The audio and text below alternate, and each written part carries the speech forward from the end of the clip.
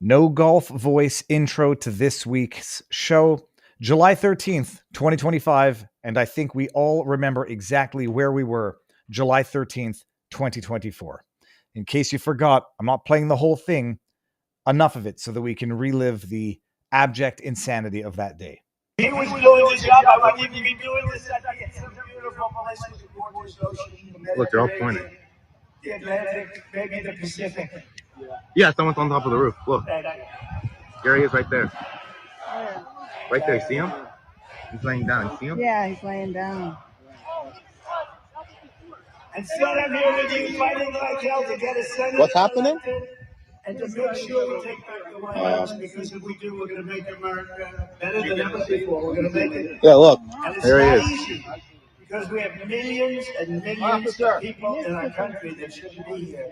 Dangerous people, criminals. We have criminals.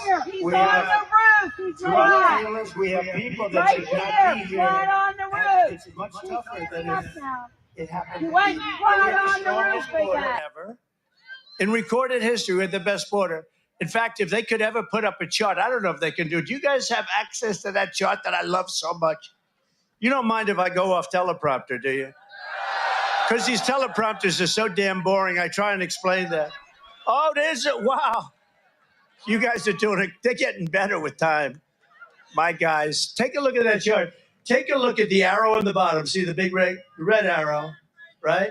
So that's when I left office. That was the lowest point, and that comes right from the government services, comes right out of Border Patrol.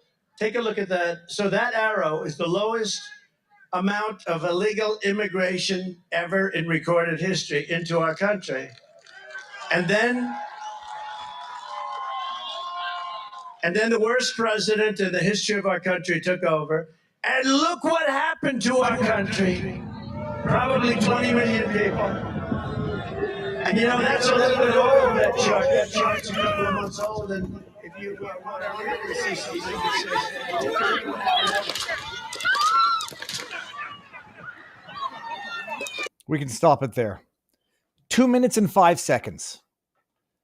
2 minutes and 5 seconds where a threat was identified above and beyond the abject failures that led up to that moment in the first place. The Pac-Man perimeter, the suspicious man flying a drone, the kid with rangefinder, walking around the fairgrounds. This was a bona fide miracle. I remember exactly where I was. And this was a bona fide miracle. Like for all the world to see, anybody can say, all right, things happened, random acts happen, a butterfly flapping its wings in Indonesia, and the world is a different place than it is now. A year to the day. And instead of us celebrating the miracle of that day, we're bogged down fighting over talking about this Epstein debacle, which we're going to get into. It was a miracle, period. That miracle is not carte blanche to let everything slide, everything pass. People say it's a miracle. God saved Trump, and so therefore nobody gets to complain about anything he ever does for the rest of his presidency. It's divine presidency from here on in. I don't agree with that.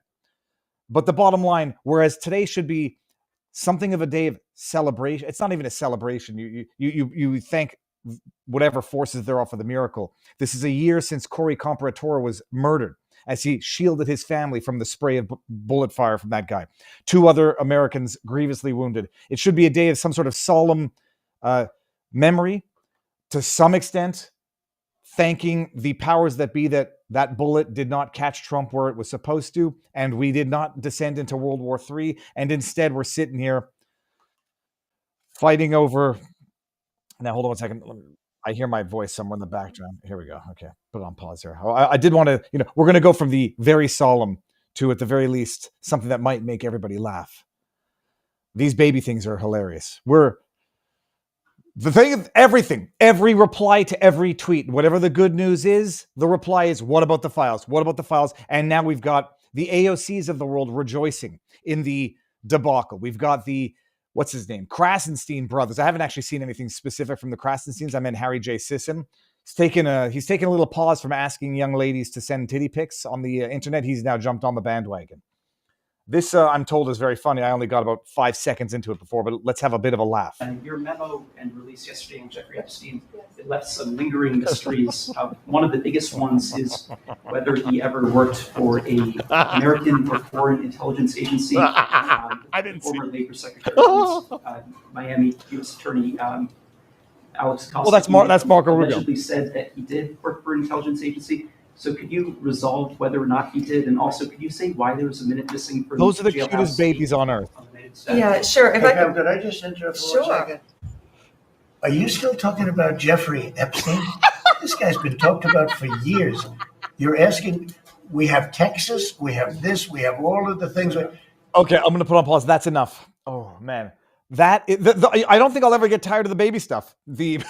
The baby videos, they're hilarious. The Joe Rogan with Theo Vaughn was the greatest one ever. It's amazing, but it also just reminds me of the movie Baby Boss Baby, whatever the one with the Alec Baldwin voiceover. We're going to get into all of this. Baris is joining us as a special guest tonight. Barnes is in the backdrop. He got back in time, but hold on before we even get started with tonight. I did a video earlier today, and I was testing how you can, get the viral titles. And someone told me to use ChatGPT. And interestingly enough, ChatGPT would not provide me with a good title to the effect of whether or not Trump should sue AOC for defamation for AOC calling him a rapist. We're going to talk about it because I think Trump should sue her ass off. But ChatGPT said, I'm sorry, I can't help you with that right now. I'm not allowed accusing anyone of allegedly. At first I said, should he sue her? Chat, but you suck. And you don't need to have sucky AI.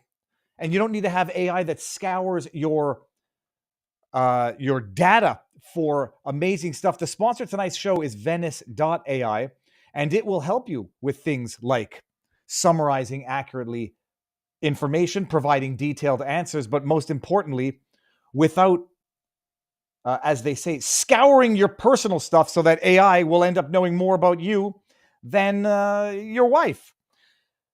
Okay, by the way, Sam Altman from ChatGPT said, we got to know you over your life. ChatGPT has the former director of the NSA sitting on their board right now. Edward Snowden called this a willful, calculated betrayal of the rights of every person on earth. Some of us have just resigned ourselves to our likeness, and our info is out there. There's nothing we can really do about it right now, except for, when someone makes a baby version of a Viva video. Alexa listens to us and recommends products based on our conversations. Meta retargets us based on browsing and engagement history. Why do we assume AI is going to be any different? We can assume it's not going to be any different. It took us far too long to truly understand what social media companies were doing with our data over the last decade and more. And are we going to make that same mistake again and allow basically uncontrolled, immoral AI to go through all of our stuff? OpenAI has hinted they might start requiring their users to provide government-issued ID. Would you feel comfortable giving ChatGPT a government-issued ID? I would imagine they can probably go find one online anyhow. This is where Venice.ai enters. Venice utilizes leading open source AI models to deliver text, code, and image generation to your web browser. There's no downloads, no installation, nothing. They don't spy on your data. They don't collect your data. Messages are encrypted and your conversation history is stored in your browser. AI can be extremely valuable, but we shouldn't need to give up our privacy to use it. Their Pro plan unlocks the full platform and features including PDF uploads, summarizes your insights, the ability to turn to safe mode for unhindered image generation, the ability to change how Venice interacts with you by modifying the system prompt, limitless text, and high image limits, which is what people do. I'm never going to use, I'm always going to use my thumbnail guy, DSLR Dave. We go back 7 years now. But that's it. If you want to see what AI can do without fear of handing over your most intimate thoughts and data to a corporation or the government, you can get 20% off the Pro plan. Let me just scroll down here and show you what you can get. Private AI, privacy architecture keeps your AI prompts 100% private. All data stays on your device, not our servers. Uncensored. Venice offers you the most advanced, accurate, and uncensored models for truly unrestricted AI experience. You get the Pro plan, people. You'll get 20% off if you go to venice.ai/Viva. Use my promo code to enjoy private, uncensored AI. The promo code will get you 20% off. The description is in the link below, and go use it safely, freely, and in full confidence. Now let's talk about Epstein, people. Richard Robert, I see you guys in the backdrop. I don't know what 3 is going to look like on screen. I might have to add a perpetual. Maybe I'll add the little video of the baby Trump and the baby journalist so that we have a symmetrical thing. But Barnes was supposed to be here a little late today, but he's going to be here on time, it looks like. And Richard Baris from the People's Pundit is here with us. So, gentlemen, come on in and let's get ready to vent. Richard, how goes the battle? Living the dream as always, brother. How are you? Very good. Now you're not in your studio right now. No, yeah, I am. Okay, your backdrop looks like it's reflecting a mood of deep anger and rage. In truth, if I tilt it up a little bit, there are like these like white triangles below and white triangles above. Oh, I see. Okay, now I see it. And they're the soundproofing octagon thing. It is a soundproofing octagon, which sometimes I color code. Well, I'll tell you one thing now. People are going to be superimposing you in various locations because I don't know if you can do a green screen as easily with a black screen. Richard, for those who don't know who you are, a lot of people are watching tonight. They might not know who you are. They should. Tell them who you are. Yeah, I mean, it says under the screen. No, it's not there. So yeah, otherwise known, probably better known. My real name is Rich, probably better known as the People's Pundit. I'm a pollster and election forecaster. At least that's how it all got started, Dave. The only one we trust, I say nothing. There's a couple, but you have been the there best. Are a couple good. Yeah, you've been one of the best, if not outright the best. I'll show everyone your link. Yeah. We've done a bunch of streams together. We don't need to get into how you got into polling, what the problems are, the inherent problems, but you've been very accurate on a great many things. I don't think you've made any massive blunders that would be culpable blunders. I'm not even sure where you've made any massive mistakes. You are particularly you've been. I'd say MAGA is not a it's not the right word anymore. You have been one of the most prominent vocal Trump supporters on earth. It hasn't tainted your objectivity, but you are coming at this level of frustration of what happened the last week. A, from a professional perspective, and B, from, I guess, a personal perspective, because you very much like, support, and need to have faith in Trump, but I guess I won't put words in your mouth. What's been going on as a result of what happened last week? Yeah, I would actually characterize it like this, Dave. All right. I think, and especially in my industry, it's a lot like the media, where a certain group of people didn't really have a voice. So, my job is to accurately reflect public opinion, or try to gauge it, measure it, and then present it to everybody else in a meaningful context. Sometimes that means predicting elections. Sometimes that means, analyzing what coalitions look like in electoral politics. But I really think, and I think that I pride myself on representing a voice in the country that turned out to become the MAGA coalition when other people in my profession could not do that. So just to be clear, while of course every pollster has a view and they're insulting you, pretending they're 100% impartial, and the industry is dominated by leftists, and I certainly have my own views and they're very supportive of Trump's policies, my first loyalty is to the people I speak to every day. And that's the angle I'm coming from. So I think it is important for me to state that I think some people got something up a little bit. I don't sit around and simp for politicians.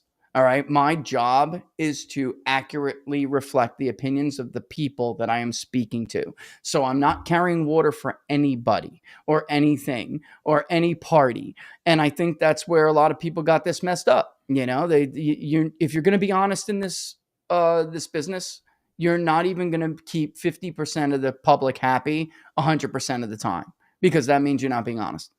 And that's it. That's where we are today. Now, we'll get into the news, and we'll get into whether or not that truth post, depending on what the follow-up to it Worst post he ever put out, ever. Okay, so let's most politically damaging post he could possibly think to write. I'm going to bring up the post, actually, and I'm not intending to fight with Cat Turd, and there's no but to that either. It's one of those situations now where, like, even when you disagree with people who you might otherwise have no problem with, everyone thinks it's infighting, everyone takes it very personally. He put out that Truth Social post. Let me pull it up. It was long, much longer than usual, didn't have quite as many caps as usual. Is it? Yeah, it's right. It's right here. I'll bring up. I think it was Nick Sortor who had the decent one. What's going on with my, quote, boys, and in some cases, quote, gals? They're all going after Attorney General Pam Bondi, who is doing a fantastic job.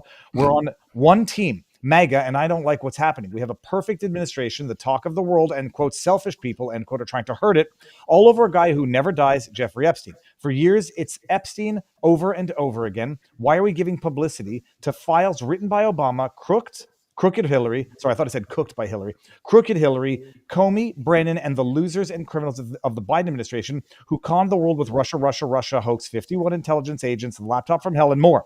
They created the Epstein files just like they created the fake Hillary Clinton, Christopher Steele dossier that they used on me, and now my so-called, quote, friends, end quote, are playing right into their hands.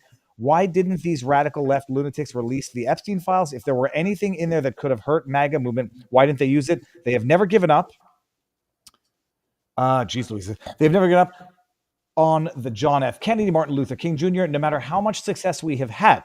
Securing the border, deporting criminals, fixing the economy, energy dominance, a safer world where Iran will not have nuclear weapons. It's never enough for some people. We are about to achieve more in 6 months than any other administration has achieved in over 100 years, and we have so much more to do. We are saving our country and making America great again, which will continue to be our complete priority. The left is imploding. The left is imploding. Kash Patel and the FBI must be focused on investigating voter fraud, political corruption, Act Blue, the rigged, stolen election of 2020, and arresting thugs and criminals instead of spending month after month looking at nothing but the same old radical left-inspired documents on Jeffrey Epstein. Let Pam Bondi do her job. She's great. The 2020 election was rigged and stolen, and they tried to do the same thing in 2024. That's what she is looking into as AG, and much more. 1 year ago, our country was dead. Now it's the hottest country anywhere in the world. Let's keep it that way and not waste time and energy on Jeffrey Epstein, somebody that nobody cares about. Thank you for your attention to this matter. Can't see the bottom of it because we're covering it up, but how do you gauge a response to that tweet? Because there is some disagreement as to whether or not it was ratioed on truth. Okay. There's so much. He said so much. There's so much to unpack, but I will lead with it by saying this, or bringing this back up for people who may not have heard it before or don't remember, because he's since passed. And if he was here, I would have loved to get his take on this. But the late Rush Limbaugh was very good at explaining something, a dynamic between Trump and his voters that I used to struggle myself to try to explain to people. But he did it very eloquently, and I'm just going to pretty much mimic what he said, because there's nothing I could add that could top it. To try to tell media folks and corporations and all these these op-for to Donald Trump over the years that try to take him down, you cannot break the bond that Donald Trump has with his voters. It doesn't matter what you come up with, the Billy Bush tape, Russia hoax 1.0, 2.0. It's a futile effort. The only person who can break that bond is the man himself. And by doing, and that Rush never really elaborated on how he can do that. But I am telling you, standing here, there is nobody in this country that has studied the Trump voter more than I have. There's nobody who's conducted more interviews with these people than I have. Nobody who has ferreted out the Trump or bust voter and why they do, what inspires them to come out and vote for him when they will vote for nobody else. And I am telling you, that post walked dangerously close to the line of breaking that bond, because what it did was what all other politicians do when they cannot answer something to their voters honestly or intellectually, and that's insult them. And basically say, you know what, I'm telling you, there's nothing here, move on, as if they don't remember him promising. And why do they constantly bring up the Epstein files? Dave, he brought up the Epstein files on the campaign trail over and over and over again. And the reason why Epstein, which he knew himself, he was smart enough, the reason why he knew and he used it is because he understood it was a powerful proxy issue from that spoke to the ruling classes constant protecting of their own and not being able to hold accountable these people see to be the real dark forces in this society and the ones who are really putting their government at risk. And there are two reasons why Trump or bust voters voted for Donald Trump and don't vote for others. One, Trump had to convince them of, and he did, and he overcame it. Swamp the fraud, swamp the vote, come out in big numbers, because they always had this fear it didn't matter. They would just cheat, so their votes didn't matter. He overcame that. The second one is, and it's very simple, it doesn't matter who I vote for, nothing ever changes. The powerful never get held accountable. It doesn't matter who's in power, which party is in power. It doesn't matter if it's the Republicans or the Democrats. They will just let them get away with it. And within a couple of weeks, you saw P. Diddy get off. You saw this guy, we're told to move on from this. It's not a big issue to me personally, although I see how people view it to be a proxy, but it was a big issue to a very important group of his base, the same way that Iran was a big issue to a very important part of his base. And what the Trump administration and the sycophants are doing right now is basically trying to browbeat all of these people who have questions, who have concerns about the direction the administration is going, and telling them to shut up and move on.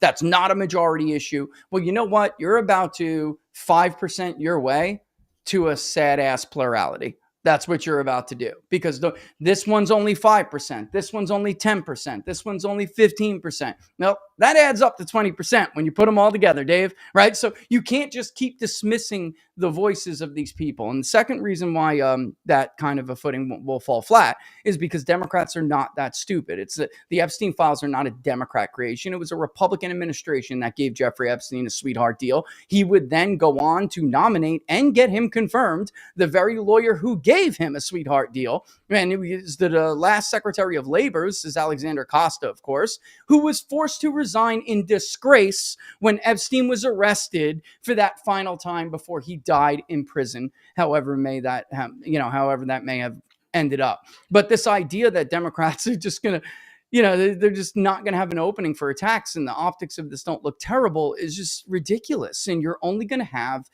I don't even want to say the most loyal, because that's not an accurate description. The most loyal of Trump supporters do care about this, Dave. They do. The most loyal of Trump supporters are not all, I'm not saying this or using this word to be insulting, but I mean, you have people who question and you have sycophants. And, I saw what happened in the first administration when the sycophants were just like running free. It doesn't end well. All right. So, I mean, you can poo-poo the concerns of these people all you want. You will end up in a sad ass plurality, and the Republicans will get crushed in 26. JD, you want to be president? Not at this rate. You're going to get your kicked by the time this is over. And that's the reality. And by the way, they know that. So while all these people cheerlead and clap like a bunch of seals on Twitter and call this one anti-Semite and call this one, some paid influencer shill. By the way, all those people supported DeSantis, and before that, they supported Ted Cruz. So it's hilarious that they're the new standard bearers of MAGA. They're going to cheerlead you right into the ground. 40%, by the way. That has been the minimum strong disapproval for Donald Trump's job as president among independents since he bombed Iran, and it hasn't come down since. Barnes, that's the reality. Well, hold on. I'll get two things in. Barnes, how you doing? Barnes looks... I'm in one of the hotels that Richard Baris's cousins might have had to hide out in now and then when they're involved in some, how shall we say, extracurricular activity. You got to pay some bills, bro. On the way to the FIFA Club World Cup event, yes, I got Trump went right by me on the way there to slow down, and then on the way back, and he was right above me seating wise. I was going to lean up to him and say, Donald, could you show me some of those Epstein files? It's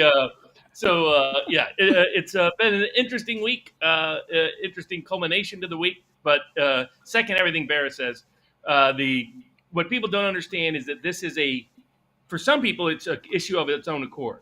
For many others, it's a proxy, it's a filter. I'll give Glenn Beck credit, to my surprise to some degree. Glenn Beck was like, people are looking at this as a way of knowing whether or not they can have trust in our government anymore, whether they can have trust in this administration, whether the radical transparency promise. And all of these people that are in cabinet positions said they were going to do something about the Epstein docs and the Epstein file. Pam Bondi said so. Bongino said so. Kash Patel said so. Alina Habba said so. Now, I always had doubts about whether they really understood the Epstein files, because it seemed like they were glamming onto it for getting credibility in MAGA, but seemed a little over their head about understanding the scale of it. But this has been the president's presidency sits at a point's edge, and it could completely collapse in the next month if he doesn't fix things like the Epstein files, and if he takes the bait on what Bibi Netanyahu is here for, which is a continued war with Iran and more conflict in the Middle East, and what loser Lindsey Graham, the only guy he's obsessively promoting right now for office, while he's going against and demonizing Thomas Massey, who wants him to impose 500% sanctions on the world, which would basically screw us. It would jack up oil prices, double, triple, quadruple. All of a sudden, all these success. Right, Richard's exactly right. This should have been a celebratory week. Yep. You've got great wage reports. You've got great job reports. You got the tax bill you needed through. You got the spending on immigration you needed through. You're getting massive self-deportation. This was supposed to, and instead you blow it, bringing Bibi into town, pretending somehow that's going to help you get a peace prize. There's nobody more disliked on the global stage than Bibi Netanyahu, and Trump doesn't understand this. People don't, but Richard and I, who have all defended Israel at various times in the past, have been pointing out Israel is a political pariah. I'm here in New York City. Mamdani, the Democratic nominee, won because he ran, and the election day was right during the Iranian attack. New York City, which you don't have to look up what Jesse Jackson called New York City. New York City is the one that's voting for the anti-Israeli candidate. The Trump administration is at dangerous risk of getting dragged into what Richard's pointed out repeatedly.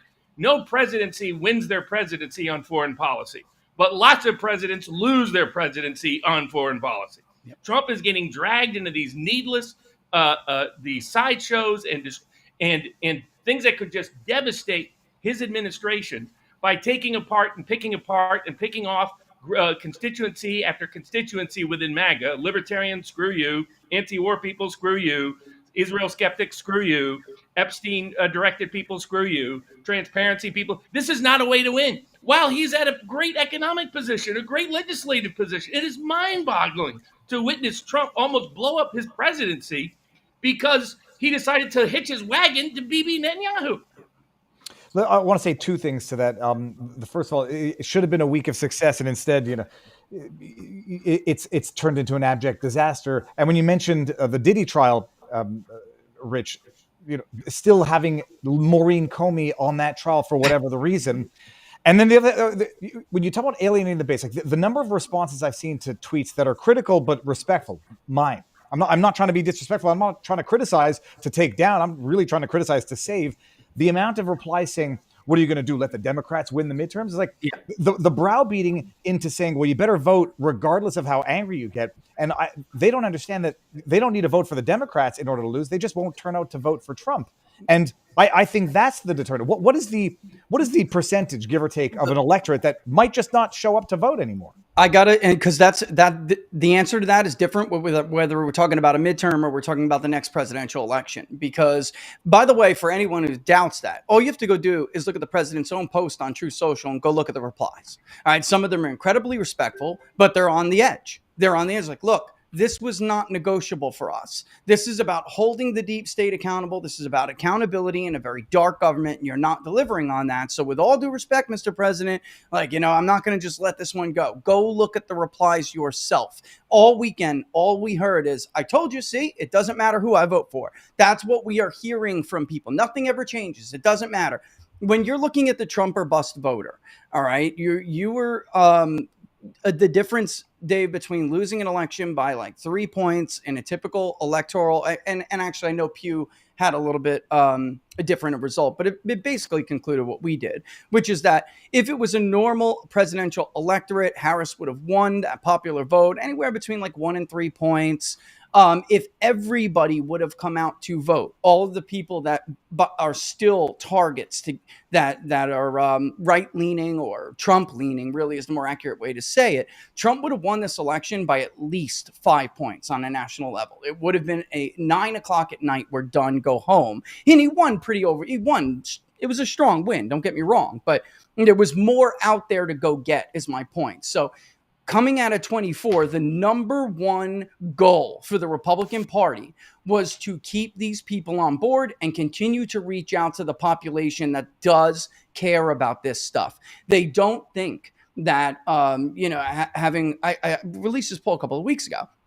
A quarter of these people, Dave, don't believe we should have any role in the Middle East whatsoever, let alone one that decides who can and cannot have a nuclear weapon. They don't believe anyone. Move on. The Middle East is going to be fine, right? Same thing with other parts of the world. When you're looking at Kim Jong-un as a more developed nuclear program, why aren't we screaming from the rooftops? He was yesterday's maniac. Why isn't he a vital national security threat? See, the big problem is that a lot of people take these normal people as stupid people, and they're not stupid. They're just disenfranchised, they're disgruntled, and they're busy trying to make a living in a world that's hard for them to have. By the way, 60 years best wage growth in 60 years, completely overshadowed by bombing Iran, right? So you're stepping on your own successes for things that are not core promises that you made to this part of your coalition that matters. Honestly, you're talking about not being, I think the bombing, and you're asking me for specific numbers, and I'll give them to you, bro. The bombing of Michigan cost him the bombing of Iran cost him the state of Michigan. It's done. All right. If we were to have an election today, Donald Trump would lose the state of Michigan to Kamala Harris. All right. You're not getting back all of those voters in Dearborn. How's that mayor ever going to look into his Lebanese constituents' faces and tell them, again, support Donald Trump? They can't do that. Saginaw, Macomb, you're looking at several, 3 to 5 point declines. You do that all across southeastern Michigan, and you're looking at a solid 3-point loss. I mean, that's where he's at right now. Wisconsin was a hair on a donkey's butt, bro. I mean, he barely won that state to begin with. He needs all of Northwestern lumberjack country, Bayfield, Douglas, right? He needs Ashland. He needs all of those counties at 43 to 45% in order to carry that state. Other Republicans can't do it. He can. Why? Because it's the birthplace of progressive labor, and they care more about wages and trade and not getting into wars, not bombing the Middle East, right? Transparency in government. So they cross over and they'll vote for a populist candidate like Donald Trump. Ron Johnson does well there too. That's why he's able to hold on. But after these piling up failure, I don't know. This Wisconsin maybe have a little bit more resilience in a state like Michigan, but probably not, Dave. And you're probably looking at those two as well. So, it's not just how much you would have lost from 2024. It's the fact that going into this midterm, you're going to have the low propensity base compared to Democrats who have now the higher propensity voting base, more educated, whiter, older. They're already going to have a turnout edge. You can't afford to piss off one person that cares about the Epstein issue. You can't afford to turn away one anti-war voter. You're already at a disadvantage. So, at this point, the situation's already dire. And by the way, I texted you earlier before we came on. This is the first Democratic lead on a generic ballot we're finding since Trump became president. Right now, it's looking like Democrat +2, which is an absolute disaster. A 2-point House vote win is their majority plus some. Yeah, and not only that, I would say that right now the Senate races are, even the Senate that looked really promising for Republicans is now at risk. If Trump does the Lindsey Graham 500% sanctions that would drastically increase, there would be an oil shock equal to OPEC 1973, it will destroy his presidency. If he gets dragged into a ground war in Ukraine or a ground war in Iran or anywhere else, he will lose his presidency. Yeah. The issue of Epstein is a credibility filter, and he keeps screwing it up. And people saying, "Oh, well, let's just pretend he's not screwing it up. Let's let's do the cat turd version of TDS." What that did, Richard and I were the only people screaming early 2020, President Trump, do not take the bait on closing down the country. Do not take the bait on listening to Anthony Fauci and turning over policy to him. And even retweeted me, said he wasn't going to do it. And then a week later, he got coerced into doing it. Those of us that were screaming about it, said it could endanger his presidency, were right. All the yes men, all the sycophants who think they're supporting the president by just saying, yes, Mr. President, no matter what he says. Even if he says the opposite of something, all of a sudden they're, yes, Mr. President. They're not helping the president. They're hurting the president because they're putting him in direct harm's way. You want to keep him out of harm's way. You want to keep MAGA out of harm's way. And that means you've got to divorce yourself from Bibi in Israel, divorce yourself from Ukraine, divorce yourself from the war whores and the deep state crowd. Don't go around screaming how wonderful Lindsey Graham is and how terrible Thomas Massey is every day. This makes Trump look like the idiot. Trump looked like the guy who's out of touch. The Trump White House that's disconnected. Now I get him coming to, and to your earlier point, Viva, go back and look at the history of Trump's tweets or truths, especially on truth. He has never had as negative a ratio as he did on this statement. It was categoric, basically universal, save and except for some spam. I want to bring this one up because this is what I don't think people truly understand. Fuck that. Dems are no better than Republicans. Let's just say Dems are worse than Republicans. The issue is that you're not going to get a MAGA supporter to vote for the Dems now. They're just not going to vote. That doesn't work for them. And a lot of working class minorities and millennials, they will vote for someone like Mamdani because he's now the change agent. He's now the reform guy. He's now the anti-establishment guy. Ro Khanna is now using this as an issue. The left populist movement, he is gifting them. He's making the Democratic Party anti-war again, which I'm all in favor of, but politically it's bad news for Republicans. He doesn't need to look like Donald W. Bush. And right now he looks like Donald W. Bush, even though that hasn't been the substance of his goals, because he keeps getting distracted needlessly. And this was the biggest own goal in history. It doesn't matter what your excuse was. Let's say you looked at the file and nothing that you thought was there would be there. Well, one, how do you know it didn't used to be there? How do you know that the people, there's no way Pam Bondi is being honest when she said she reviewed all the videotapes. No one believes her. She didn't review the file. And everybody knows she didn't review the file, just like she's hardly reviewed any other file.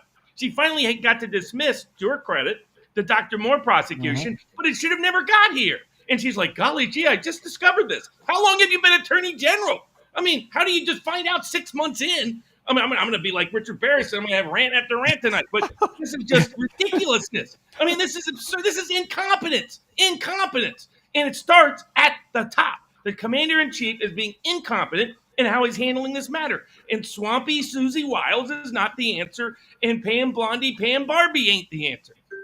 I just want to bring this one up. Fat fingers. I can't get my. Barnes has always been anti-Trump.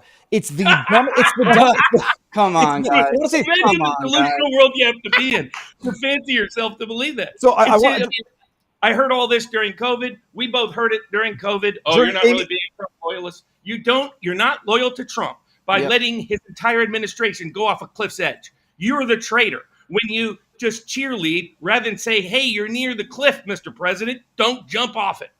But can I just point out, Dave, please. I mean, before you were having a comment, I don't know if you saw my response to it or my reply to it, but you before were trying to have a debate on X with a guy who was a sycophant last administration, literally argued against Robert and I, saying Robert Mueller is not a good guy. This is not some 4D chess. This is not a fake prosecution against Michael Flynn. The guy is going to give up his family home, which is the only thing he has to his name after nearly 40 years of service to the country, because they're out to get him. Robert Mueller isn't some white hat 4D chess game. These are the morons that are making accusations like that. Why? Because he read it off a 4chan post. Come on, guys. This is not very serious debate. Like the numbers are the numbers. It's not my opinion what I'm telling you. I mean, this is I wish there was some way to like couch this in better news, but it is. I'm not like coming up with these suggestions because I don't know these voters. I know these people. I've been spending years talking with them. Nobody knows them like I know them. They are sitting out. And David Plouffe and Axelrod, by the way, never would have thought in a million years, they never would have dreamed that the Ohio River Valley Obama voter would then turn around and vote for Donald Trump. Not once, twice, but 3 times. People change loyalties. Not everyone's partisan like viewers are partisan. It's not like that in the real world. I presume you were talking about, I didn't know, I don't want to be mean to this guy. I don't know him to know that he's a foe that I should be rude with. I wouldn't even give him any more credit. Bill Mitchell, he says, those seeking to Mitchell's the biggest moron on the planet. That dimwit, he's flipped. Remember, here's the other thing that should be a warning sign to Trump. All the people that campaigned against him in the 2016 primary and campaigned against him in the 2024 primary are the ones that are saying Epstein is just fine. Bill Mitchell was a huge dissent. Dave Rubin, Dave, apparently according to Dave Rubin's report, I'm going to get Viva in more trouble now.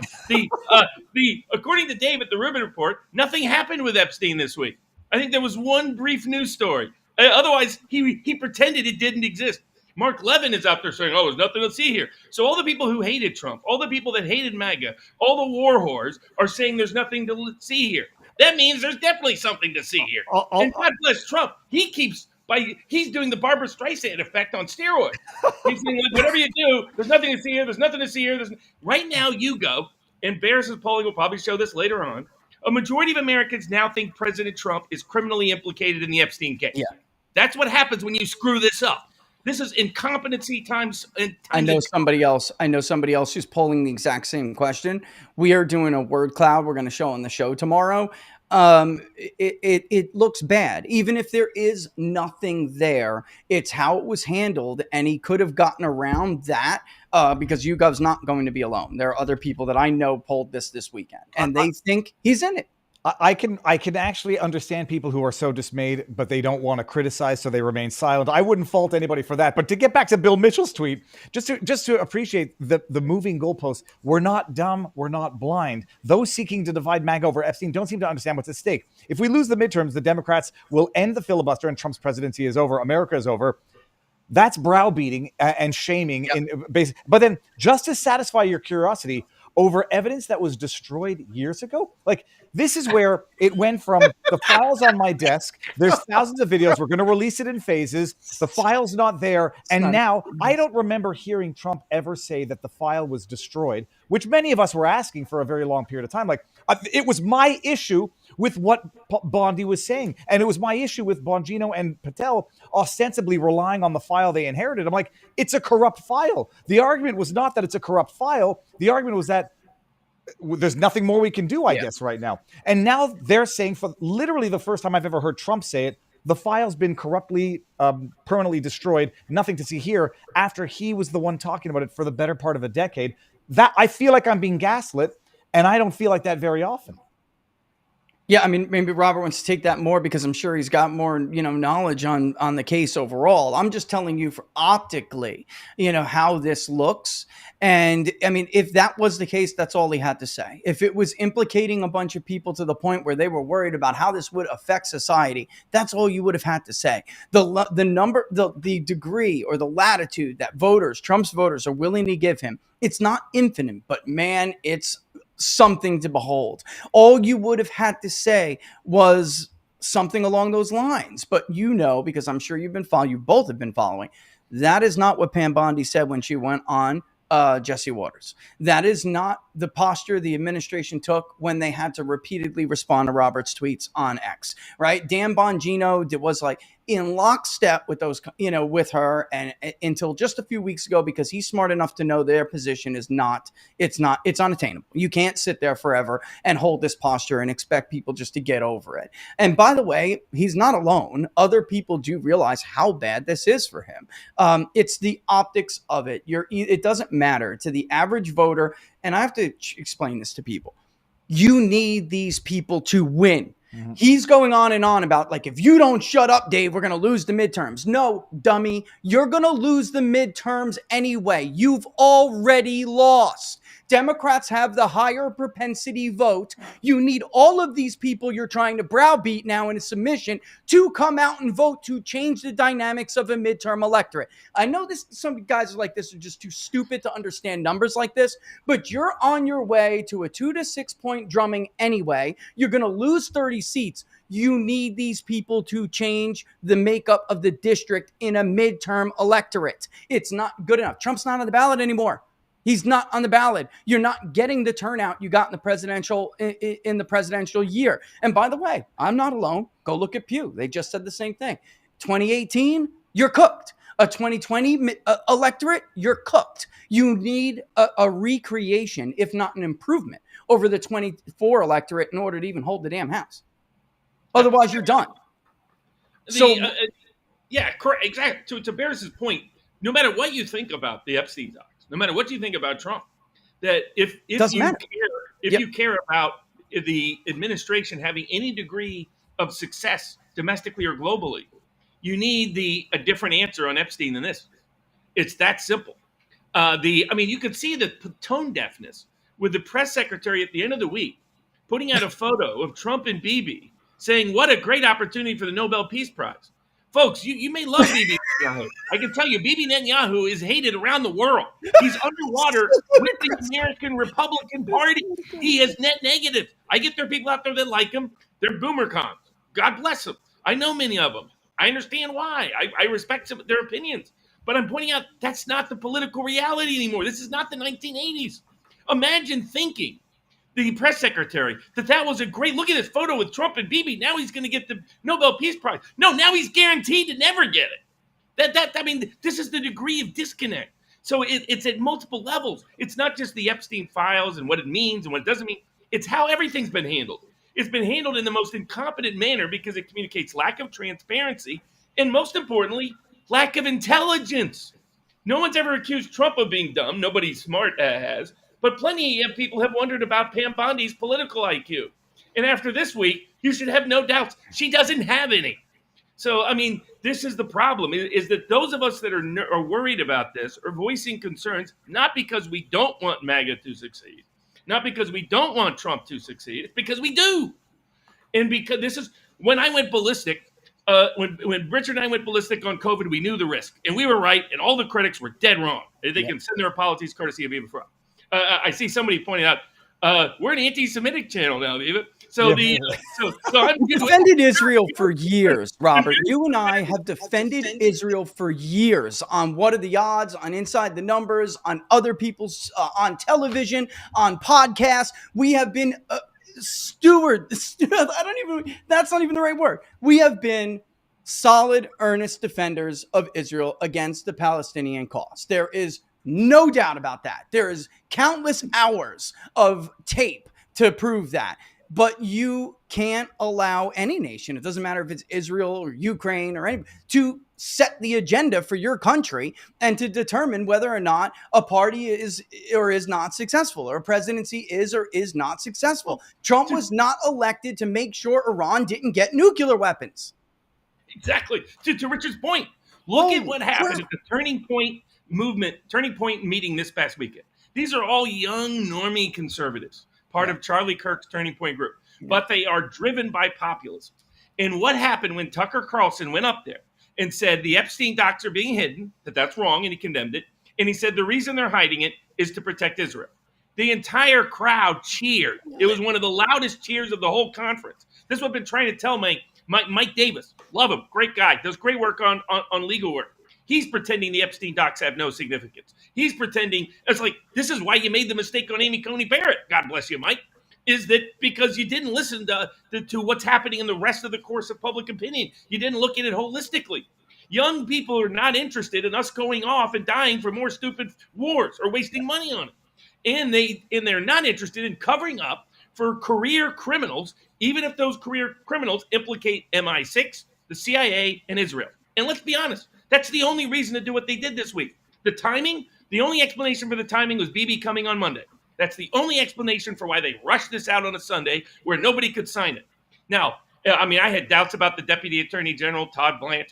And now those doubts are at the top level. You thought this was a brilliant idea, Todd? You should just resign now, go back to corporate law work, because it's obviously the only thing you're good at. Because this was a disaster. At least Bongino, to his credit, whether he signed off or didn't, realized how this was being handled was a disaster and was saying, we need to fix it now. And instead, Bondi throws him under the bus. And then suddenly wakes up to at least a few of the cases that are out there. So it's, Leo, why would you not disclose anything? Why would you disclose no financial records, no videotapes, no travel logs, no itineraries, nothing of any of the associations? The only reason you would do that is if you're scared that it randomly impacts an intelligence agency. That you're like, we don't know who Mossad blackmailed or who they didn't.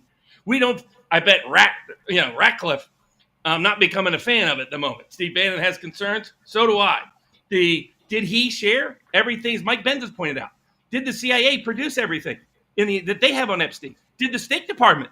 There is no way Epstein's name isn't all over State Department cables going back 40 years. You're talking about a guy that was involved in gun running on Iran-Contra, for crying out loud. Yeah. He helped facilitate the money. I have a hush-hush up at vivabarneslaw.locals.com about Robert Maxwell. If you understand Robert Maxwell, you understand Jeffrey Epstein. And if you understand that, you understand an honest reveal of the files will implicate the CIA, MI6, KGB, and Mossad. Definitely Mossad. That's whose prime ministers kept visiting this college dropout who nobody can explain how he became a billionaire. So Trump trying to gaslight us only makes him look like the idiot, him look like the phony, him look like the fraudster. I don't believe Trump is that. That's why he's got to reverse course. Appoint a special counsel to do everything Epstein related. Do somebody like Matt Gaetz, who's totally unafraid. And time to move on from Swampy Susie's recommendations. Time to move on from Pam Bondi. I mean, Cash Patel is redeemable. Dan Bongino is redeemable. Pam Bondi at this point is not. No one is ever going to trust her again. Hey, come in. Here, I got this huge portfolio of Epstein docs. And come, influencer, and go out. And let me destroy all your credibility because they're fake docs. They're docs that have always been public. I'm sorry. She's too big. She's too dumb to continue to be in a Trump White House that prides itself on intelligence and competence. Like, Rob, I mean, yeah, go ahead. I just to come to Barnes' defense. I had never the degree to which Barnes protected Israel or defended Israel back in the day, or calling him Jewish Zionist. I'm like, Barnes isn't even Jewish, and it was the first time I'd ever heard it. They said you don't have to be a Jew to be Jewish. So anybody calling Barnes an anti-Semite, you're an idiot. Anybody calling Barnes anti-Trump, you're an idiot. But I'm taking notes because I want to remember all of it. But that's all they got, though. That's the thing, Dave. They can't answer any of the actual arguments. So they're sounding like Democrats. I had to reply before. I had a buddy who became an actor. I don't want to get into it. I don't want to get him in trouble. But, Will Wheaton had put together that Hollywood list for people all through Hollywood to block on social media. And I started realizing I'm blocked by John Cusack and John Favreau. Like, I don't know why these guys are blocking me. As it turns out, that's why, because that's what leftists do. They create lists. You now have Trump advisors posting on X. Maybe we should create a list of people that are fake MAGA influencers to block. I mean, this is what happens when you fail at replying to an argument. You are reduced to making accusations or to blocking or whatever it may be. Look, as a public opinion guy, which is, again, where I think I give the most value here, the people who are running around calling everybody anti-Semitic, you are not doing Israel, Netanyahu, any favors. You already have half of the country that is damn near anti-Semitic. It's growing like crazy on the left. The only ones you even had remotely left to defend them against those anti-Semites are people like Robert and I. And you're now, and by the way, you know who's the most negative on Israel and on Netanyahu on the right? Voters under 50. So keep it up. You're going to have nobody left to defend you, and everyone is going to sit back while your real enemies come for you, which is, by the way, what's going to happen to Pam Bondi. Did you see in Miami Herald a couple of days ago? Now, all of a sudden, they're digging up the connections with Pfizer and the corruption cases, the bribery cases with China and with Mexico. And, oh, by the way, who else was involved with that? Susie. So once they're done chipping away his real supporters in MAGA and they don't care anymore enough to come to his defense, then they're going to come. And they're not going to have people like Robert or I or anybody else who has been, honest brokers here. They're not going to have them rushing to their aid. So the wolves will come right through the door for them. So, second think this little strategy of theirs. No, I keep thinking of the opposite of love is not hate, it's indifference. And I today, dealing with the barrage of stupid comments on Twitter, I'm half inclined to, okay, fine, I'll move on to something else, and you'll inherit what's going to happen regardless. And about the right acting like the left. It's an amazing thing. Like the left says, everybody I don't like is Hitler. Right now, it's like everybody who criticizes Trump, they've made the decision. They're going to accuse them of being the pedo protectors. So the people who are objecting to the fact that this Epstein file seems to be getting covered up again, they're the ones saying, I'm not letting the pedo off the hook. I'll put on the record. It is being covered up. It is being covered up. There's simply no doubt about it. Take no word from Alan Dershowitz, a strong Israeli defender, someone who was falsely accused of things connected to Epstein. Yep. Because of that, he had to litigate it. He said, one, there is a list. So Pam Bondi and Todd Blanche, when they say there's not a list, they are lying. I'm not going to tolerate this just because they're from the Trump administration. Sorry, no go. The second aspect of this is that he saw the list. He saw the list. He knows exactly what the list is and how many people are on it. So this idea that there isn't a list, that there's nothing we can put Well, together. they're equivocating about the definition of a list. I mean, that's what they're doing. As you They're pointed out, equivocating. this was written by a lawyer to have legalese, to weasel out. This is terrible. There was nothing. One, it was a bunch of lies and fraud. That's why nobody would sign it. Todd Blanche's like, oh, everybody, it's not even a tiny difference. Oh, really, Todd? Why didn't you sign it, you fraud? Why didn't you sign it?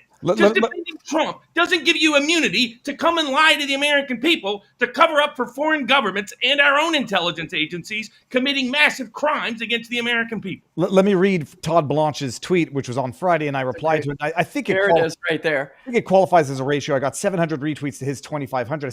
He says, I worked closely with FBI Director Cash and FBI Bongino on the joint DOJ memo regarding the Epstein files. All of us signed off on the contents of the memo and the conclusions stated in the memo. The suggestion by anyone that there was any daylight between the FBI and DOJ leadership on this memo's composition and release is patently false. If Bongino ends up... Then why? No, but if Bongino ends up actually walking out of the White House, that statement is a lie. I just said that, by the way, the problem is nobody signed off on it, literally. Exactly. Literally. I mean, Blanche is just a liar. The statement is a lie. Everybody knows Epstein. So how did Epstein get all of his money? Why can't Todd Blanche explain that? So, Todd, you reviewed the whole file, eh? You believe it? Come on our show, and we'll do a little cross-examination. You won't hold up for 5 seconds. You won't even have the guts and the cojones to come on this show because you know what a lying fraud you are. I'm done with these people. You don't do this to the American people. They have put so much faith and hope in Trump as their last hope. They have given up on American politics, many of them. They think that they're liars and traitors who steal their jobs and kill their kids. And they're done with it. Trump promised to be different. This is not being different. This is being Jeb Bush. I didn't vote for Jeb Bush. These people will be gone forever. I'm just going to say, if this keeps up, and honestly, I'm not even sure how you get some of them back that you've already lost. The biggest dips that we've seen so far are among black men who voted for Donald Trump, Hispanic men who voted for Donald Trump. I used to tell Robert all the time, just shocked by how many in the other category, right? Muslim, self-identified, religious, voters, just these voting blocks that you never see support a Republican candidate. Just blown away by this for years, Dave, leading up into going through the Republican primary. And by the way, while all of Ron DeSantis's pollsters called us fake and blah, and lobbed all these accusations at us, totally right.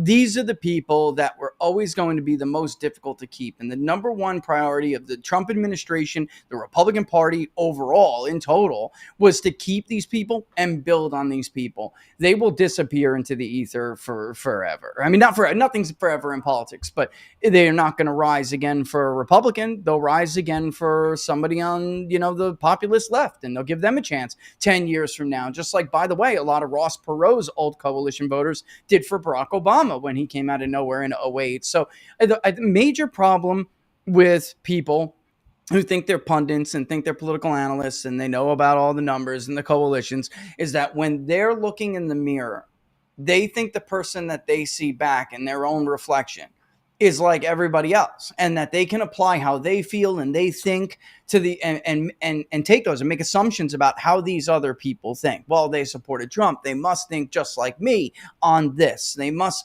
agree with me on this issue. They must see this as I see it. And that is completely wrong and completely erroneous. His coalition was several groups, and one of them is this loosely affiliated, very dejected group that had just been, like Robert just said, it's a miracle they even put their faith in him to begin with. Some of these people we spoke with, they haven't voted since they were in their young 20s when they believed in somebody once upon a time, and that day has long been past until this guy came along, or maybe it was and today is an anniversary. Maybe it was the attempted assassination and it woke them up and they thought, you know what, this guy may really be a threat to this group of people, the ruling class who gets away with everything all the time. Well, our jobs are shipped overseas. Our kids are shipped overseas to go die in stupid wars.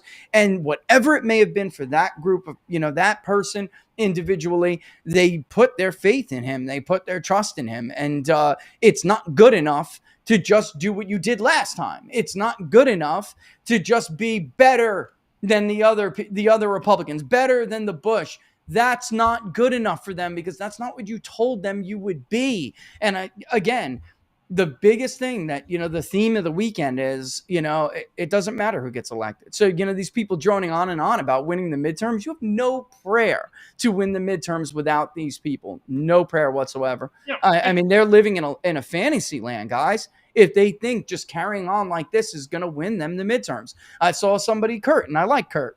Kurt Slick, he's nice. Guys, man, we've known each other for years.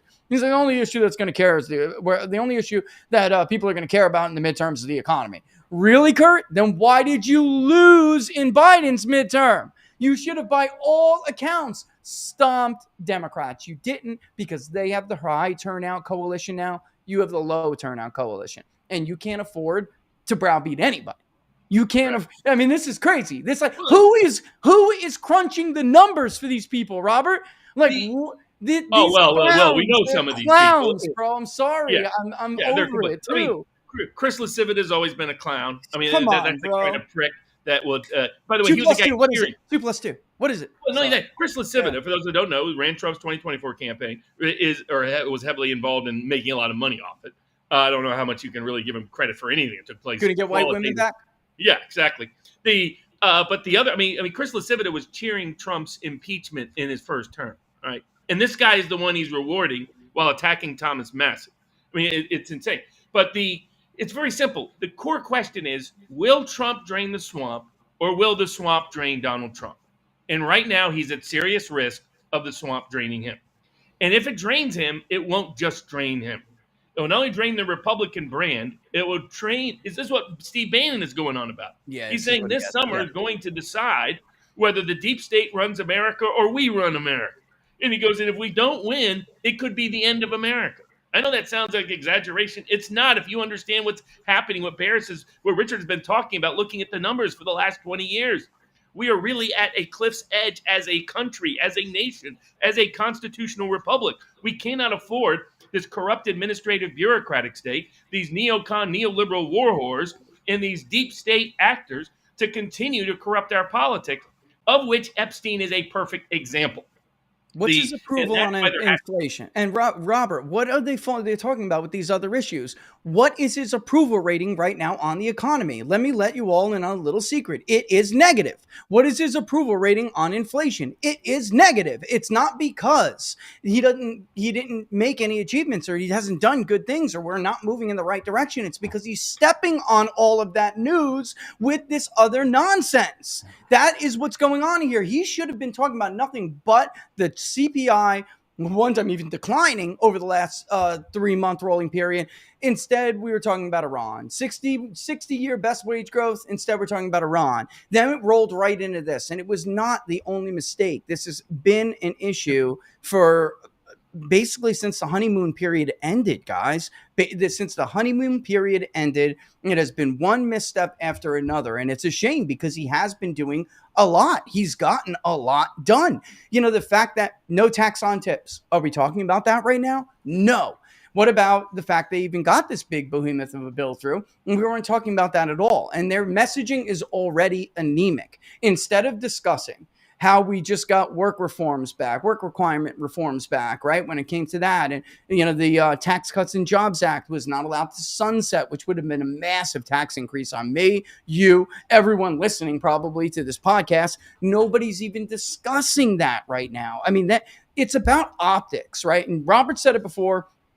Trump, this is only going to happen 2 ways. Either Trump's going to drain the swamp or the swamp's going to drain Trump. And it doesn't even matter which way you think right now. You looking at the camera right now. It doesn't matter what you think. It matters what these other people think that we're talking about right now. They think Trump's getting drained.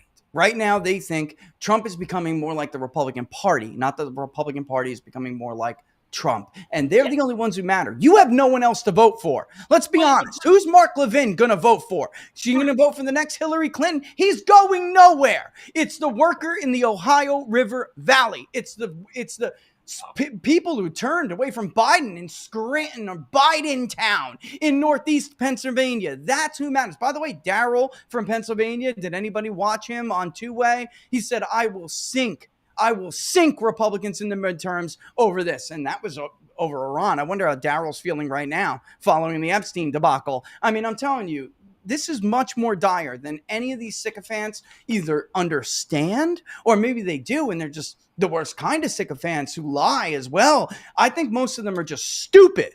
But for those both groups of people, you are in danger of wrecking this whole thing, this whole movement. And I'm not telling you that because I disagree or agree with this issue or this plan or this action. I'm telling you how it looks to the rest of the voters who actually matter. And since you can't win without them, they do matter more probably than you think they do, and maybe even more than you do. Especially for Trump. His main political capital is his voter support. The moment that disappears, he doesn't have any political capital. He's not backed by no armor, Robert. He's not backed by the he has truth, but that has it doesn't have the reaches of X, which he's now turned Musk into an adversary. I mean, there were ways to handle this that didn't require mess up after mess up. But at this point, it's quit doubling down, for the love of God. Just come out and say we're going to appoint a special counsel to handle this. At least do that. Can't you have a little bit of common sense, Swampy Susie? In the rest of the White House that should be feeling the heat on this? Robert, I was just looking to see that hypothetically, it's not out of the realm of possibility that Republicans lose the Senate. It's possible. It's not. Absolutely. Oh, absolutely. And the populist vote just abandons them en masse. Richard and I have been talking now for 4 years, explaining there's this whole new voter group that is divorcing from the Democratic Party, but is refusing to marry the Republican Party. And it's this young millennial and Zoomer working class vote is a big part of it. Another part of it is what we call the dropouts. These are people who dropped out of the economy, dropped out of society, they just dropped out of everything. And they hadn't voted since like 2000 if they were older. And they were returning for Trump, just for Trump in 2016, again in 2020, and big time in 2024. These are voters who are looking to be disappointed. There's a part of them that's like, they're going to betray us again. That is the lion's share of them, Robert. And that's exactly what they think right now when they see this Epstein share. Yes, that's their instinct, right? They didn't there's this, and it's wrongful assumption that everybody who voted for Trump has this blind trust that the sycophants have, and his most loyal, Trump can do no wrong kind of voter. That's not the majority of MAGA. It's not even, and by the way, MAGA isn't only Republican. That's another thing. I keep seeing things like Trump's approval rating with the Republicans is 98%. First of all, no, it's not. That's number one. Right now, we have almost 20% disapproval among self-identified Republicans. Number two, it's not only Republicans you have to worry about. We've gone over this. If you've watched the shows, you all should know this. If you don't, I'm going to tell you right now. The group of people who are independent, when we follow up with them, we ask them, which party do you lean to more? All right. And they always pick the choice, neither. I share nothing in common with either one of those parties. That is the group disenfranchised, disgruntled, disconnected from the process that came home for Trump. And they are looking for an excuse to go to give up on this all over again, because that's been their experience their whole life. They're not partisans like people who are watching this show or watch my show, watch your shows. They're not partisans like us. They're not following. They're not politicos. They're trying to live their lives. They, of course, maybe Trump made them more interested in politics than they have been in a long time, but they are not partisan. They're not loyalists. They're not going to stick around while you piss on their head and tell them it's raining. That's not who they are. And there's a lot of them, and you need them. That's another thing. You need them. That post, Dave, it's like he doesn't need them or something. He needs them. Needs them. Without them, they're cooked. You're not getting some low 35% turnout election that somehow favors you in 26. Those days are over. There's no 2010, no 2014. If that happens, it's going to work against the Republicans. The more voters who vote, the better it is for Republicans. They need these people to vote. I want to highlight things here. And yet he continues to win. He didn't win in 2020. It was by the grace of God, literally in 2024. What are you talking about? This entire first administration was destroyed by sycophants who told you that they read on a 4chan post that Robert Mueller was some kind of super secret superhero.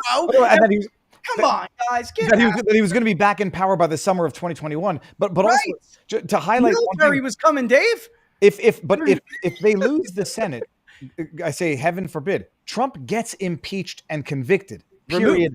Removed. Well, and now he's giving them an easy issue because Epstein is an easy issue for them to pursue now because he's now made it a Republican weakness, which is unbelievable.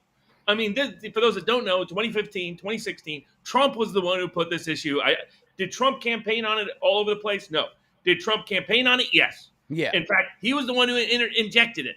He injected it in late 2015, talking to British TV, talking to others, saying, look at Epstein, look at his connection to Prince Andrew, look at his connection to the Clintons. The Clintons were so panicky about it, they created a fake lawsuit trying to blame Trump for Epstein. They got somebody that was not an actual victim, it doesn't appear, to accuse Trump. It was bogus. They ended up dismissing all the accusations, all the rest, but not until after the election because they knew Trump was coming for them and they knew that was a vulnerability. So they tried to preempt it by circulating the fact that Epstein hung out with Trump, multiple times before Trump figured out what he was about.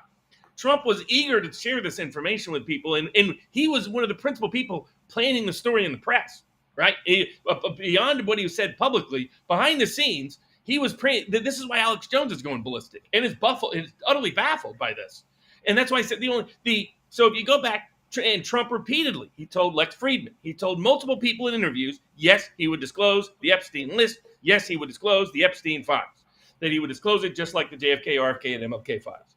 They have literally disclosed nothing, zero. They instead produced a video that is not even of his cell. It's a video of a hallway leading to his cell that is not even accurate about the information that it purports to claim support for. If we put Barbie in the cross-examination desk and we asked her what she reviewed, my guess is the answer is going to be all she reviewed was the summaries from the same Biden corrupt agents that are part of the deep state corruption to begin with. We're going to find out she never talked to the CIA. We're going to find out she never talked to the State Department. We're going to find out she made no broad-based, didn't give over to Tulsi Gabbard, who would have been the proper person to do this. I was just going to say, Gabbard was, this is simple, Robert. She's the funnel of information at the top of the intelligence, too. Like, she should have been the first call. What potentially am I missing that has been handed over to me from the FBI? I mean, Gabbard would know a lot more because, of course, there's a limit to what Justice might even know about his interaction with foreign intelligence services. And again, I'm not even saying one way or the other what they were going to find in those files. But the bottom line is he's the one who raised this. It's baffling to me that people say, Democrats can't run on this issue. A Republican let Epstein go. And a outsider Republican presidential candidate is the one who resurrected this issue.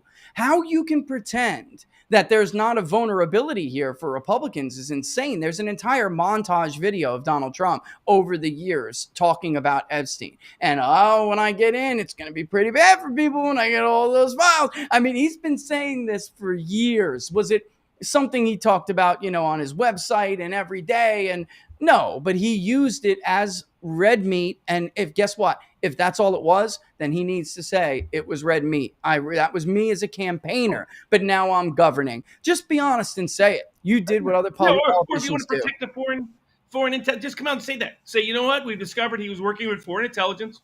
We want to protect our national security, so we can't disclose this information. Dude's told himself. Right? But of course, then everybody's going to know Tucker's right. That which foreign, because the foreign country he's going to crazy lengths to. As someone who supports Israel, you don't need to get us involved in another dumb war because Bibi's locked into a corruption scandal that's got him limited to the hard right. That's the underlying issue here. Trump has all kinds of leverage with Epstein. He has all kinds of leverage on Bibi. He has all kinds of leverage on Zelensky. Instead, he's trying to use leverage on Putin. He doesn't have leverage on Putin. We've done everything possible to Russia. They survived. They don't care. The conflict is existential for them. Why are we going along with Lindsey Graham's loser sanctions bill that would be incredibly self-destructive of the U.S. politics and economy? So the other thing with this Epstein decision is it's part of a pattern. It's the going to war in Iran and almost getting us stuck in a war in Iran. And he's kind of lucky he got bailed out at the end because Russia and others actually helped him in getting that ceasefire done. But he's still thinking about going back, and then escalating in Ukraine. Why? Americans have wanted us out for that for years. And in the middle of these two things being sandwiched is the Epstein debacle. And it's like at some point we're starting to see a pattern, and it's not a good one for where Trump is going. And those that love Trump, support Trump, want the best of Trump, support MAGA, support oppose more dumb wars, want lawfare to end. All of this, you got to scream about Epstein because it will get the right people's attention, hopefully get the right people in place, and wake up Trump from the nap he's in. I had the opposite thought, Robert, that it's not about protecting Israel's manipulation or use of Epstein, but rather if it is revealed that Epstein was actually, being used by America for blackmail, whatever, throughout the world, that's part of it. They don't want to embarrass the CIA. The American people are going to be shocked to discover the normie out there that Alex Jones is basically right about everything, because that's what would happen when they disclose these files. It would be, oh my goodness, MI6, CIA, and Mossad, three of the leading in the human rights intelligence agencies in the world, were running underage girls and abusing underage girls to get this to entrap and blackmail people.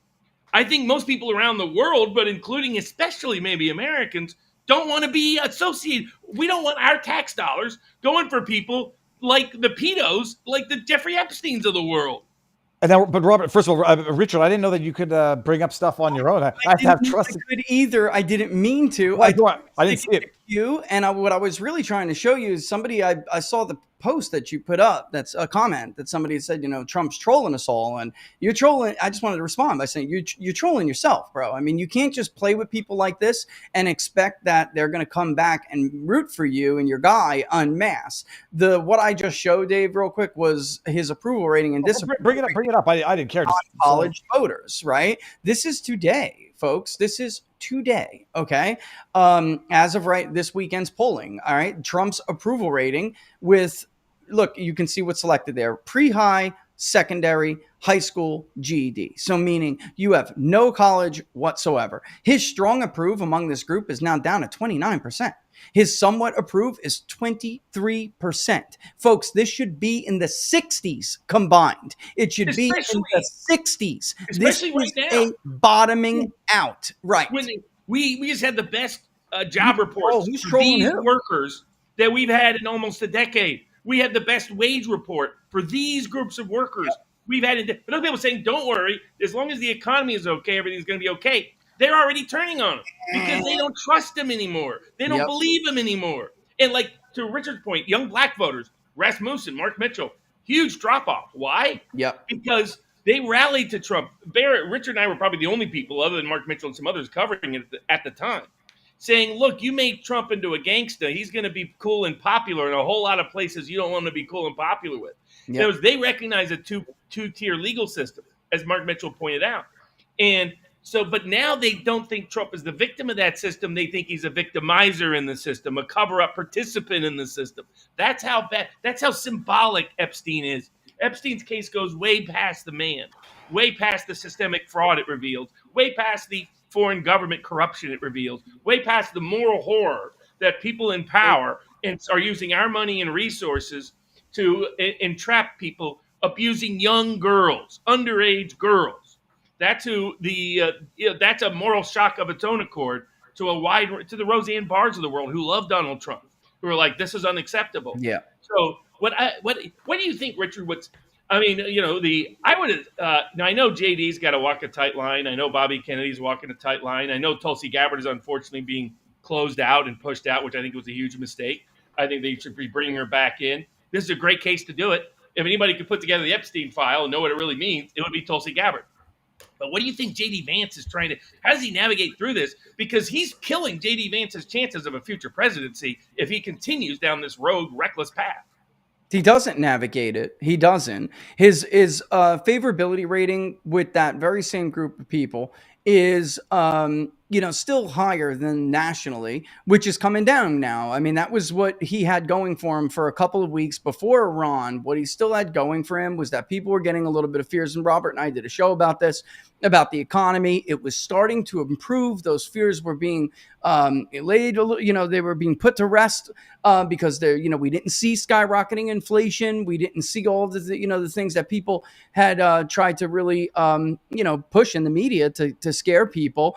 And he was just starting to rebound. And what he had going for him, even through that period, was that people still liked him. His favorability was still higher than his approval, which is crazy for Donald Trump, guys. As somebody who's pulled Donald Trump since he came on the scene, that has never been the case. His approval always outran his favorability. So it was basically a relationship where people didn't like him, but they trusted him to do a job a certain way, and they thought he was competent in doing that job. Here and now, it's the reversal. His favorability is outpacing his approval rating, and this is hurting JD because as Trump goes down, JD's favorability, that was just starting to get positive and solidly positive, is now back to about even. So, I mean, people don't know. They're kind of reserving judgment on JD.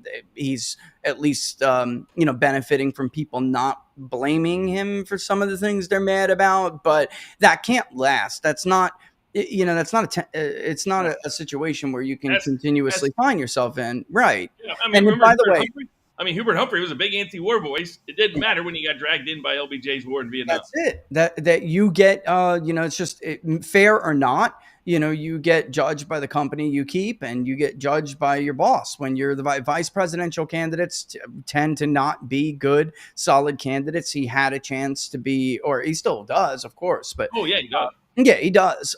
He has a chance to buck that trend, but it is unfortunate that the actions the administration are going to take will, of course, influence that. And I just want to say, it's like not Epstein that's doing all of this.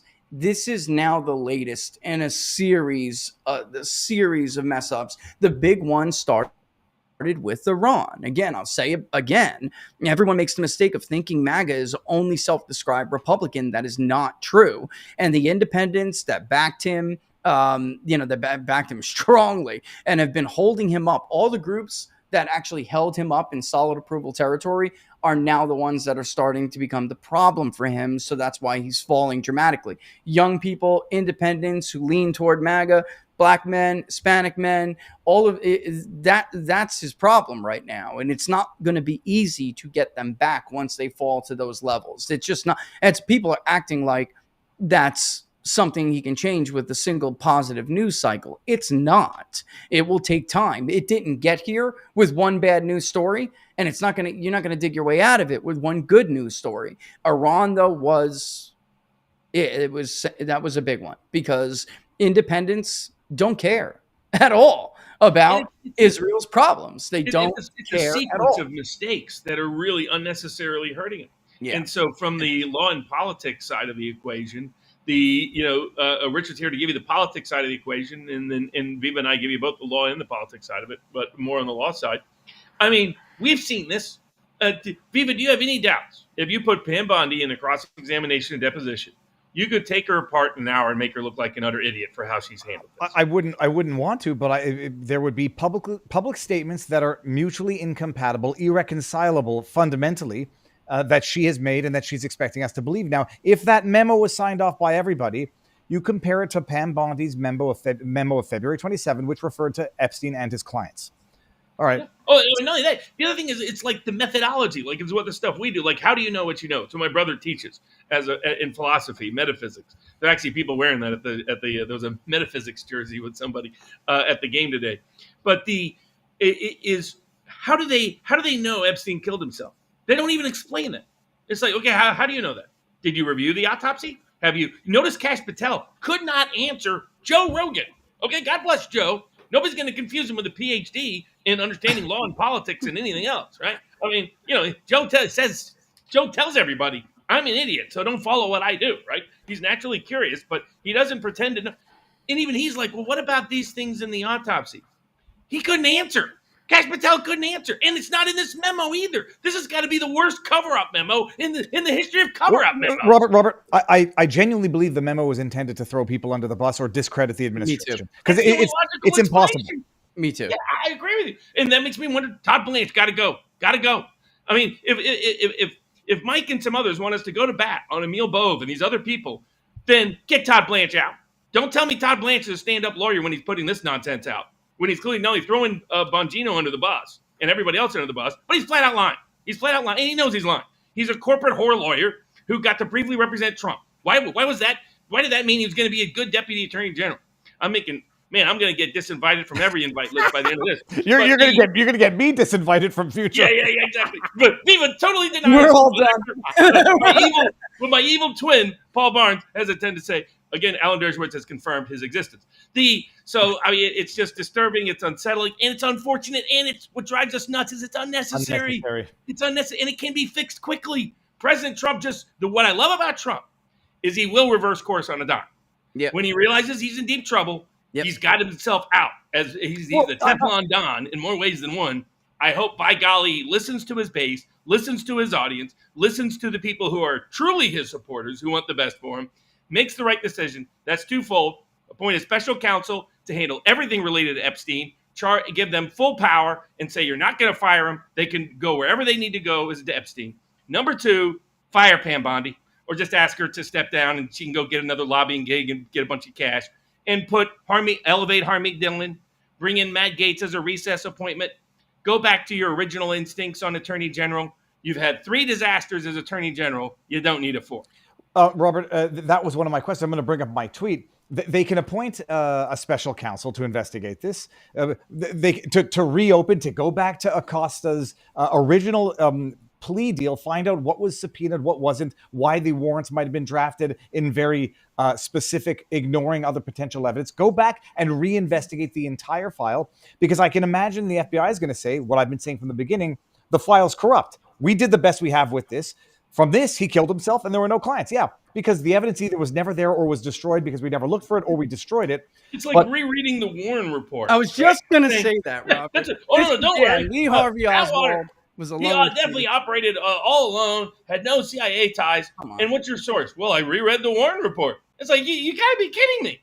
I mean, listen to Bongino. Is like, you can tell he's at least somewhat tortured by having to say this utter garbage. Well, at least he responded to you, Robert. At least he understood. He grasped the issue enough to understand that he had to respond to you. Even if he tried to be negative and come after you, he still knew that he had to respond, because he's the only one who seems to understand how detrimental this issue is to them, and how that was handled.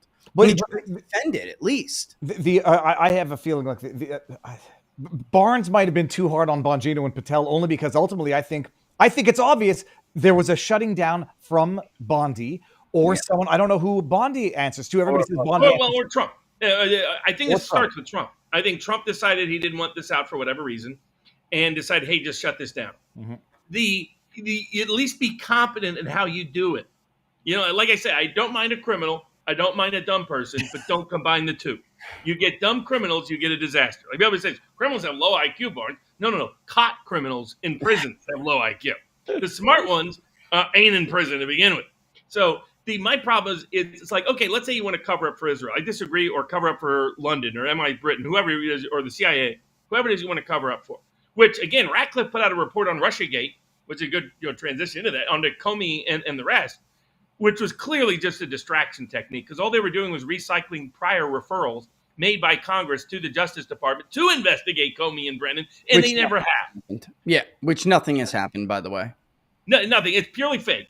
The fact that they never pursued that was itself problematic. And again, it's part of a broader picture and portrait that people are seeing. Yeah, War in Iran, more arms to Zelensky and Ukraine, covering up the Epstein files, can't prosecute anybody related to Russiagate, pretending that they are and never do.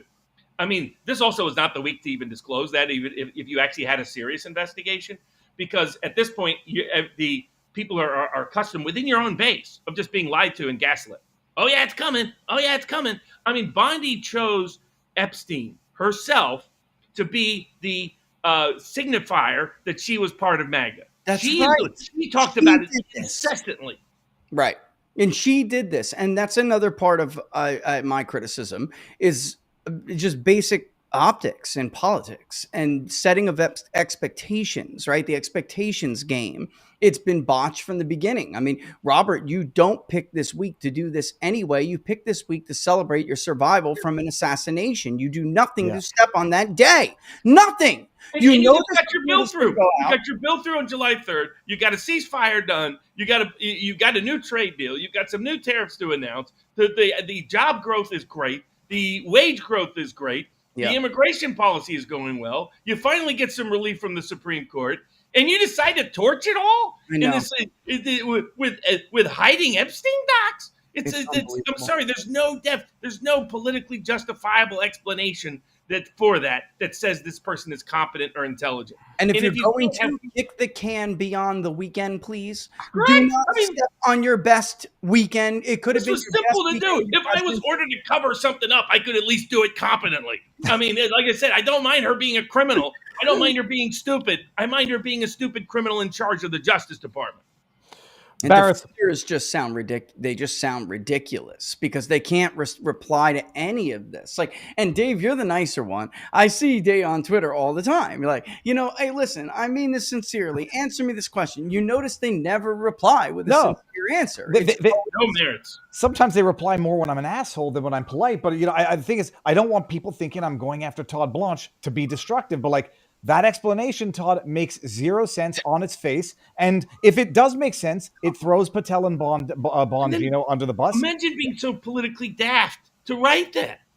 Everyone signed off on it. And if they didn't, by the way, literally no one signed it. That's the point, you moron. You nitwit. I mean, like I said, these are not only frauds, they're half-wit frauds. I mean, for the love of God. They're not even good at it. Right. They're not Roy Cohn's in there. If we're going to have some criminals, at least have some smart ones in there, Mr. President. Barnes, you're back to being an Israeli shill. Was it something goyim? I think it's a Baris and I recall. Shabbos word, and I hate that word. Baris, we're not going to keep you the entire time. Are you going live on this tomorrow? On the polling? Yeah. Okay. Absolutely. People fund it.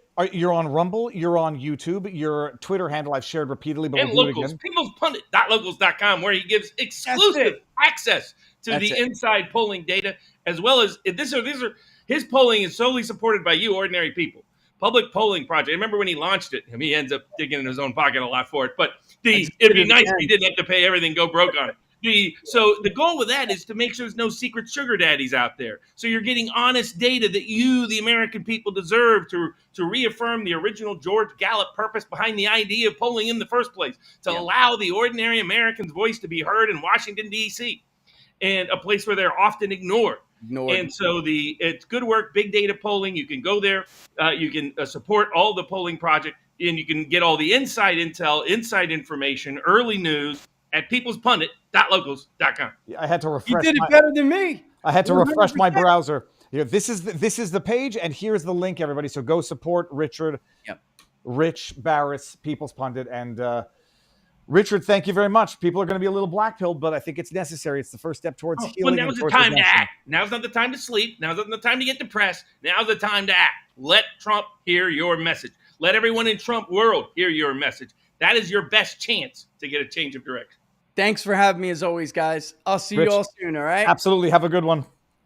Now, I also, Robert, not to pat myself on the back, but I want to a little bit. This was you may have absolutely nailed it. I might have to take back my Dan Vagino, Dan Tampongino, and Dan Ballless Bongino, and Deep State Dan Bongino. I might have to take all that back if he has the guts and the chutzpah to either get Bondi fired or to step down rather than be part of this nonsense. I would have great respect for that. That's not a lot of people will do that. Not a lot of people will sacrifice the limelight, sacrifice the power. If he's willing to do that, that says he's a man of his word. And I'll be happy to retract everything negative said about him if we could get some positive direction. And I'll give Bongino credit. If he didn't escalate this, Trump wasn't going to get the message. Yeah. So that's another credit to him. So now my blame shifts back to where it looks like it all belonged at the beginning, which was, as you pointed out, Pam Bondi. And to some degree, Blanche. I don't like what Blanche did, that statement. You're throwing somebody else under the... Yeah. I mean, he doesn't even have tight ties to Bongino or Patel. The head of the FBI you're now saying is lying out there, and the deputy head of the FBI? This bum should be gone yesterday, and he definitely should be gone now. And sorry, Mike, no way I'm supporting that prick for any kind of judge position. If you try to nominate him for him, I'm going to lobby for him in ways that I've never lobbied against anything before. I'll lobby against him because that was inexcusable, intolerable. Send him back to corporate whore world where he naturally belongs. You know what? It reminded me of when Kamala announced that, what's his face? Biden was withdrawing from the race, and she was going to be the appointee, and she had like Obama on the phone, and some people were hypothesizing that it was AI generated, and I'm like, it wouldn't be AI generated. They would come out and say something, and people are like, no, if it's AI generated, Obama cannot come out and say anything. They're not going to cost themselves the election. So real or not, but with what Todd Blanche did, like if Bongino and Patel were not on board with that memo, and I don't think they possibly could have been, to put them in a position where they can't publicly defend themselves, and you make them look like they were on board with that unsigned, undated memo with a very weird avatar for the DOJ on it, that is stabbing someone in the back, politically speaking, in a merciless manner. But my proposal, Robert, and these are people who are all tied in to Swampy Susie Wiles. I know there's some people in the administration as I speak who would rather I shut up about this, but I'm not. Because she's a danger to the Trump administration. Not only a danger to the country, and bad ideas, bad policies, as you pointed out. First of all, do no more interviews, Swampy Susie. Don't go around pretending you have all this power that you shouldn't have in the first place. They have two minorities in their cabinet. I know. Shouldn't you be happy about that? It was like, oh yeah, we got some lawyers, we got some doctors, we got some experts, and we even got a Jew and a black and an Asian. You wouldn't believe it. Swampy Susie comes from the 1980s. Okay, so she's utterly out of touch. What do I call her, Swampy Susie? She was a deep state lobbyist for some of the most corrupt corporations in the world. So I have no sympathy for her at all. I've never trusted her. She's the one who drove out one of the key reform agents, Paul Dans. Paul Dans was part of the Office of Personnel and Management. He was part of the Article 25 project, for Heritage. He was the one who said we've got to take apart the administrative, bureaucratic deep state. And if we don't, we will never be able to fix and remedy this country because they'll divert the money, they'll divert the policies, they'll divert the priorities, they'll divert the intelligence and get us trapped into stupid conflicts and bad economics. And who was the one who drove them out? Chris LaCivita and Swampy Susie Wiles. And it's Swampy Susie who's still out there pitching some form of amnesty. They were doing it, then not doing it, then they're back, and they're just seeing what they can get away with. But these are all own goals as they call them in soccer. You're kicking the ball in your own goal against your interest. Well, Robert, let me bring it up. Let me see this here. So I say the solution's quite simple. Replace Bondi, and I'm being charitable. They could say it's going to be a conflict. We'll put you somewhere else, but you won't need to fire you. Just conflict of interest. Special counsel, a la church committee. Unseal everything or as much as possible. Nobody wants CSAM, and a detailed report within 12 months. Hopefully have it before the next midterm so you can, if there's damning info in there, sink who needs to be sunk. If people like me were handling it, we'd have it in 3 months and everybody would cheer how detailed the report was and people would have confidence. And there's plenty of, you don't need to hire me for it. There's plenty of other people out there for it. Can you imagine if I was in the administration? I would either be resigned or Trump would have sent me to Gitmo already. The Chabot Barnes. But this is inexcusable, and we have to call it out when it is. Now, it was only one of many cases this week. Well, but it was the one that sucked up all the oxygen in the room. Sorry about that. We're going to get to all that. Let me do it. Of course, Roger Stone and Laura Loomer swear by Susie Wiles. They don't want to offend Swampy Susie, who's the gatekeeper to President Trump. So they're going to keep their mouths shut and be nice about it. I'm just not. People will be nice because he's naturally nice. I'm naturally not nice. Just so everybody understands, I don't get invites, so I don't have any of those things to worry about, nor do I like the invite. So I just would do it because, I'll give them the benefit of the doubt until I have incontrovertible proof that they're bad people. Then I'll go as hard on them as I go on Adam Kinzinger and Liz Cheney. But no, it was when Susie Wiles said, we even have two minorities. That's the type of virtue that you use to cloak yourself when you're doing something wrong. Don't get mad at anything else I say because I'm celebrating our two minorities. It was terrible. Robert, I got to get through a lot of chats, and I'm going to get a lot of these, and then get over. I'm way behind. I'm going to go fast, but I want to thank everybody. SCOTUS, we got like a dozen or so potential cases to cover. We'll see which ones we get to. Yeah, we might not. We'll get to the big stories and fun stuff first. Let me read. Hold on, where do I get all of this here? Viva, do you have a P.O. box? I'd like to send you some Epstein information if true could make a lot of sense. I do, Kevin Patrick. I've shared it. Don't send me Epstein stuff. I don't open thumb drives, and I don't eat food if it comes from someone who I don't know. Mark Dwigdetti says Barnes has gone full sim for the global jet. Don't know what that means. TKO Steve says, does Robert think that posting memes showing Epstein hugging Bondi will help Amos Miller in any way? If I was Miller, I'd look for professional. I understand all of that. The there's a constant pitch that says, keep your mouth shut, keep your head down, don't disagree when something happens that you disagree with that you think could be potentially fatal. In order so that maybe your clients will get a favor. First of all, I found that as a tactical matter, that tends not to work. Mm-hmm. Okay, look at Dr. Moore. Well, a lot of us have been advocating for Dr. Moore, but Bondi did nothing about that until she was in trouble. And when she's in political trouble, finally she does the right thing. I'm glad she did the right thing, but it never should have come to that. Take the Mackey case we're going to be discussing this week. Why were they even pursuing that? Should have been dismissed. These other cases, like the Amos Miller case, like the Brooke Jackson case, like the Pfizer Ketam case, like other cases where she has been horrible, atrocious, doesn't know what she's doing, clearly that admission that she didn't know about the Moore case until Marjorie Taylor Greene told her about it. First of all, I know she's lying about that. She did have inside information about that from multiple sources that I have. But second, and I was someone advocating for Dr. Moore, we can get into the details of it, but all of this shows a pattern of someone who is not paying attention to the president's best interest. And here's my advice. Never take the compromise path. So when I was a 19-year-old kid at Yale University, I was given that same pitch that said, shut down your protest organization about financial aid policies and discriminating against poor students because you'll want to benefit from that from your kids when you graduate. And not only that, we think you'd make a great Yale Law School student, Mr. Barnes. And they figured as a 20-year-old kid, I would just say, oh, okay. That isn't the block I was chipped out of. I said, screw you. I'm going to leave in protest to send the message. That once you take those little decisions along the way, that, I'll just compromise because I got this other greater purpose, and I'll compromise a little bit more, and I'll compromise a little bit more. You end up waking up at 45, looking in the mirror and being, who the heck is this person? How did it, becomes like the Talking Heads song. Who is this beautiful life? What is this beautiful life? So the not so beautiful is what it is. So never take that path. Never get suckered and snookered into saying you have to sacrifice your principles and sacrifice what you really believe in, because otherwise you won't be able to get special favors from corrupt actors. Agreed. I want to get, there was a big, I'm going to get to as many as we can. Joe Spinella, I'm just a poor schlep of a welder from the upper Midwest, but Bondi is a terrible order, a speaker, and Upper Midwest, Minnesota here. I'll only vote locally here in Minnesota in 26 if Trump doesn't rectify this. They can save my vote if they hire Viva Barnes, Showtime Bushes, Texas grown. JD can rise above this, but it'll take some standing up to Trump publicly and saying what he's doing wrong, which will undoubtedly split voters, says Contemporary Compendium. I'm just glad we have the Jews to blame for all of this feud, says the abolitionist. Jean-Claude Beyond Mystical, I've been on his show before. Great show, guys. Keep the Trump's admin's feet to the fire. Enough with their gaslighting already. And fuck all those who are hating on us for pointing it out. Agreed. Thumbs up. Black and Hispanic men don't give a rat's rear end about Epstein or Iran. Carville was right. It's the economy, stupid.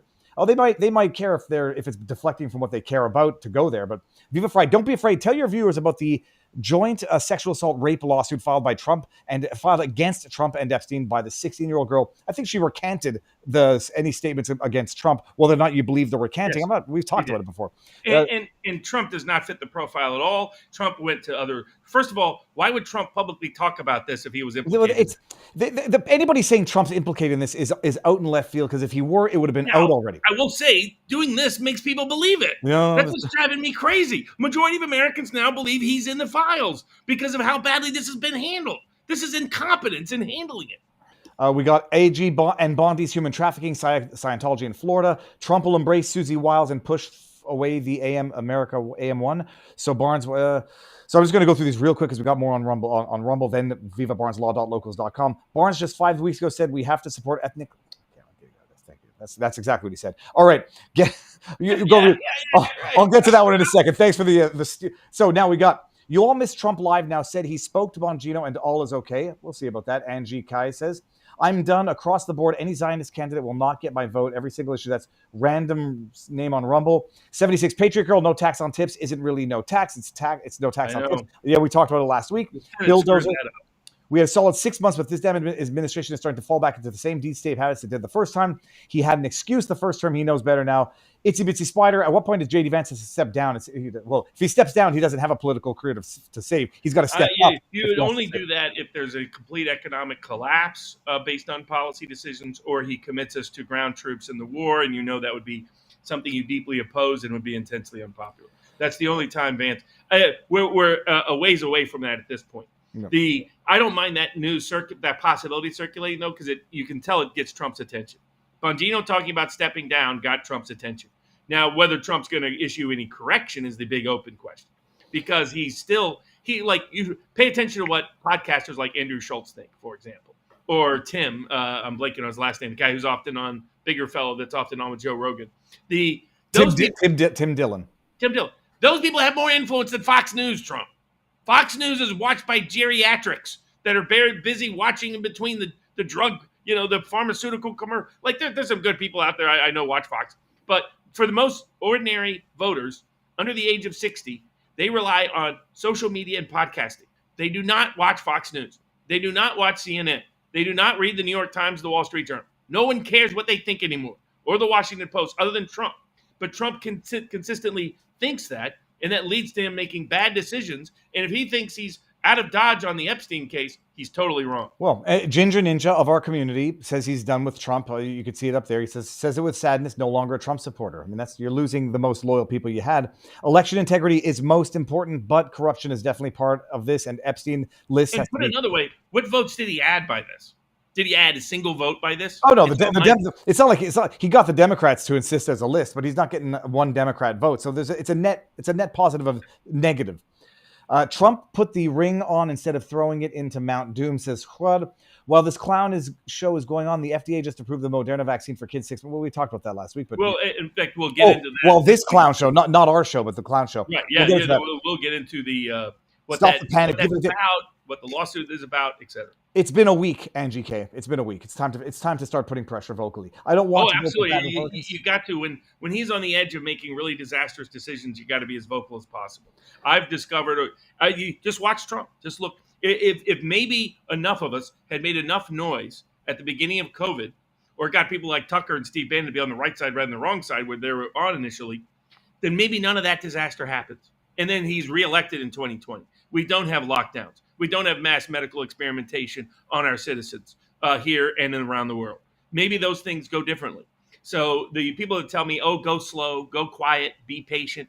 I don't mind that if there's a reason behind it. I often don't hear a reason behind it. And we'll read this one, then we're going to get to some topics. Then we're going to get to the locals chat. Don't worry about it. Tips.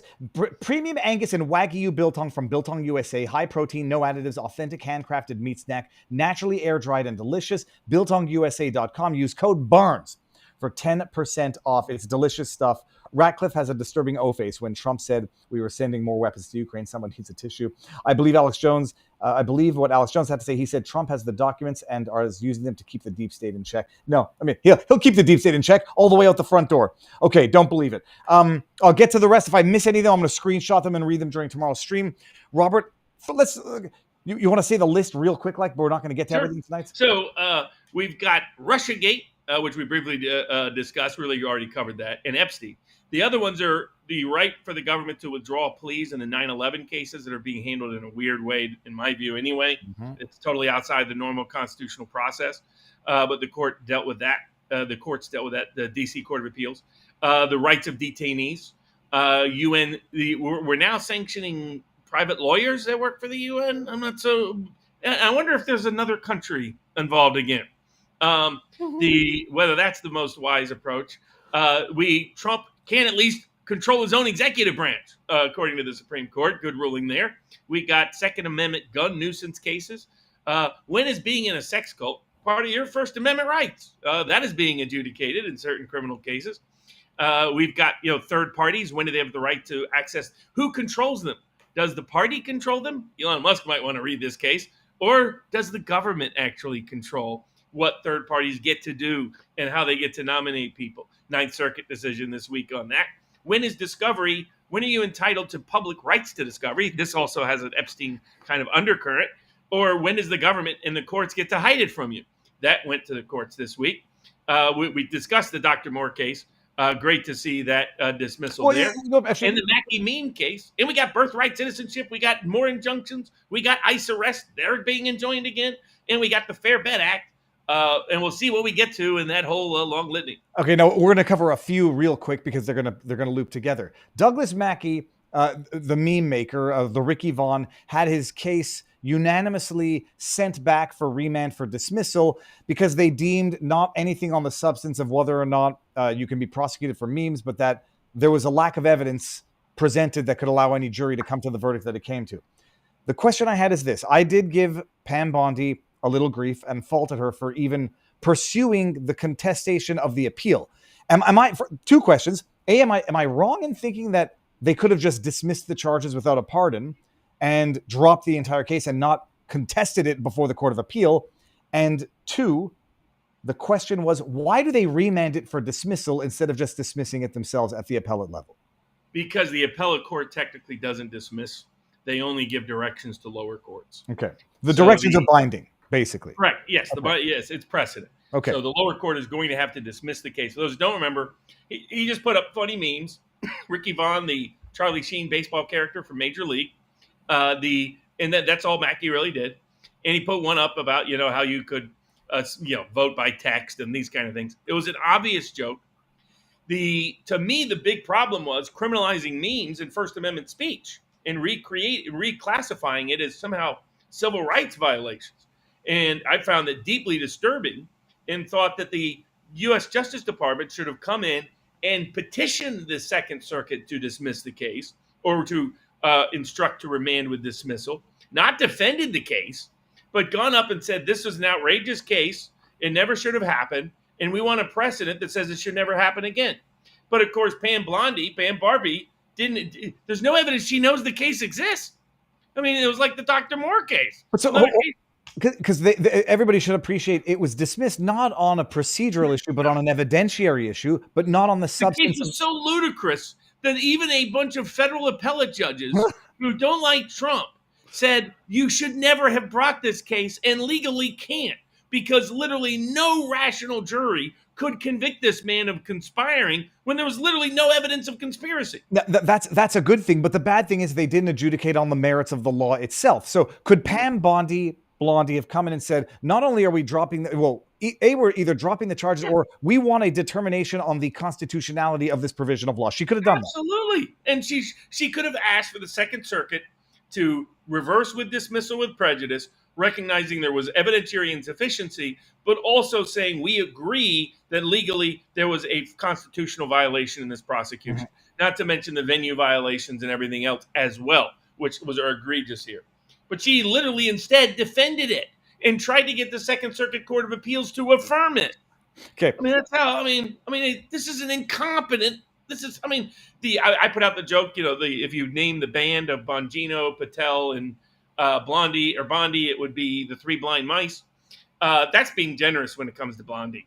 It's just unbelievable. At least the Dr. Moore dismissal happened. At least the Second Circuit recognized what was right, but he deserved a bigger victory. And we need a Justice Department run by someone who actually cares about justice more than Fox News. Well, so this is the issue. It's like, she still contested it before the Court of Appeals, whereas people were saying, Viva, he declined a pardon. He didn't decline a pardon. He didn't request a pardon and didn't have one to decline. People said, Viva, they couldn't dismiss the case. It would be too political. Horse crap, because they just dismissed the Moore case, and I don't fault them for it.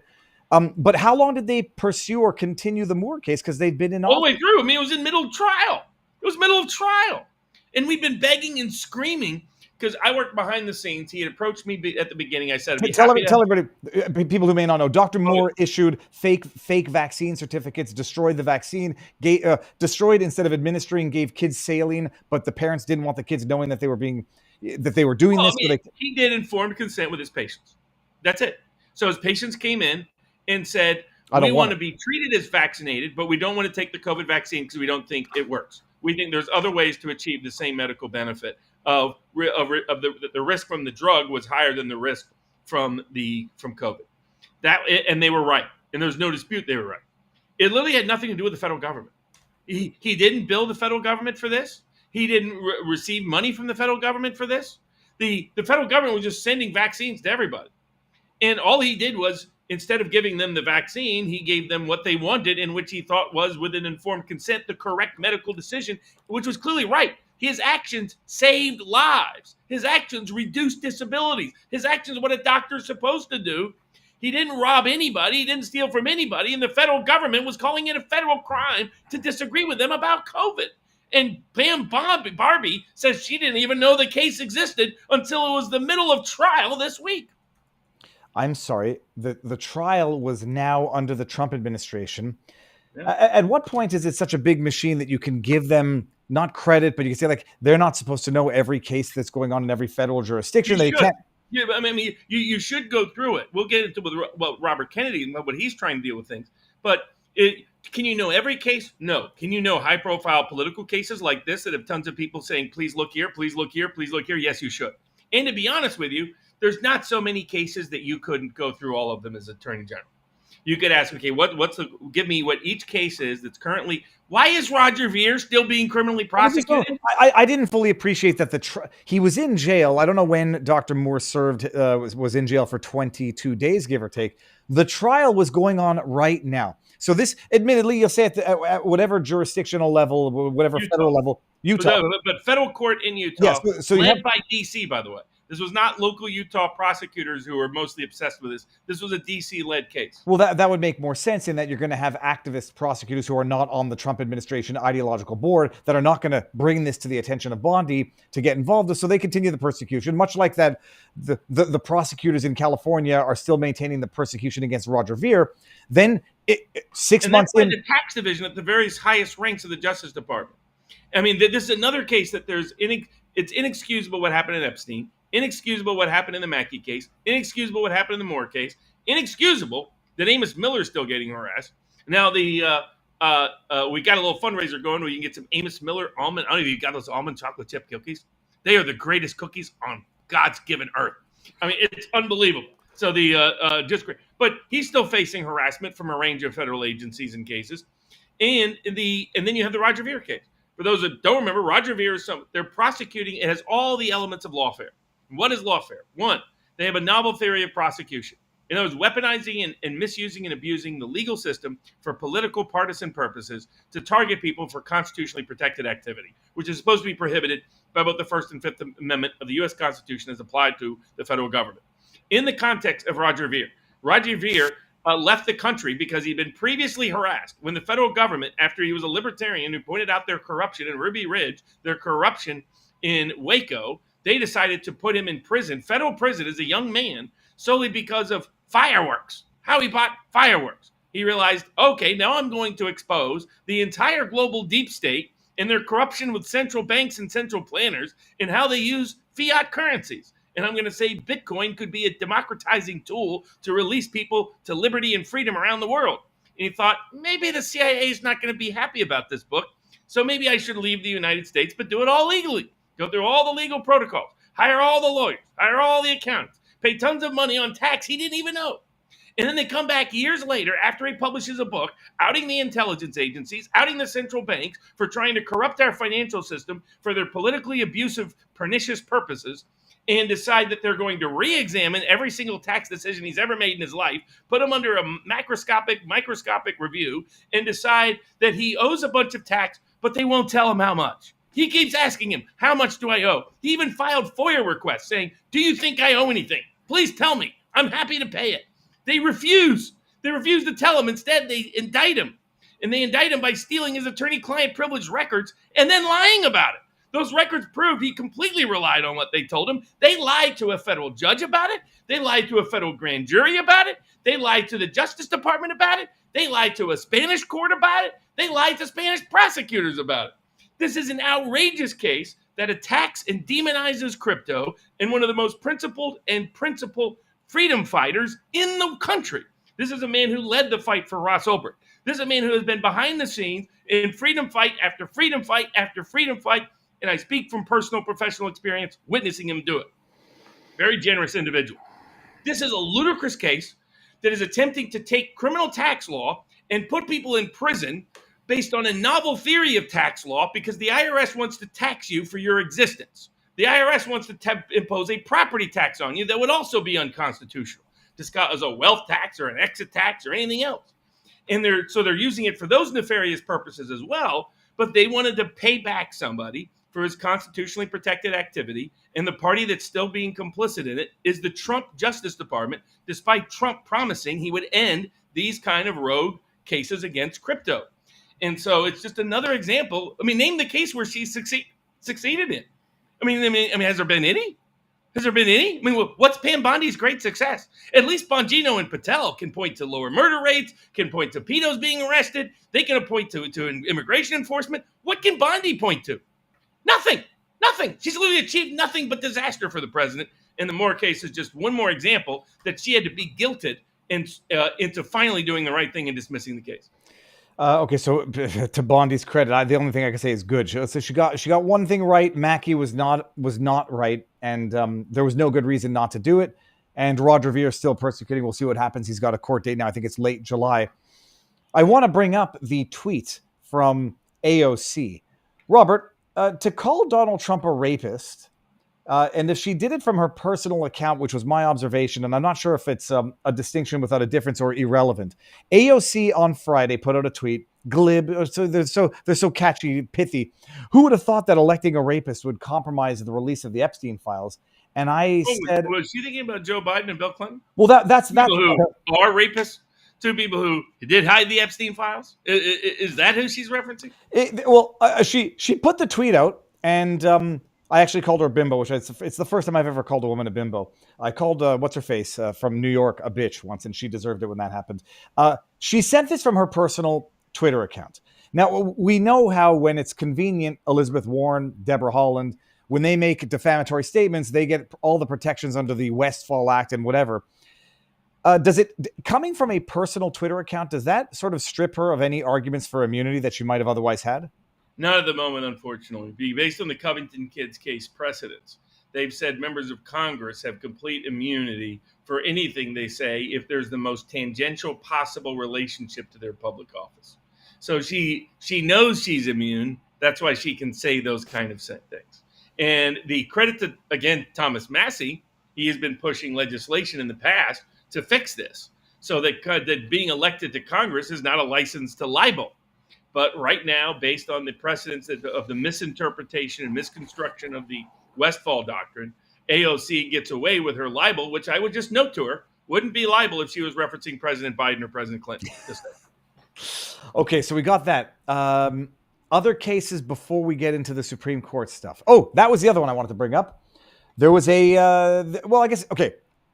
I thought it might transition to the sex cult First Amendment case, just to the thematic bridge. Okay, go do the sex cult First Amendment, because I think I didn't read that one. Oh no, you can go ahead. I was just mentioning that as one. No, I was going to go to Gavin Newsom and putting out those. Newsom.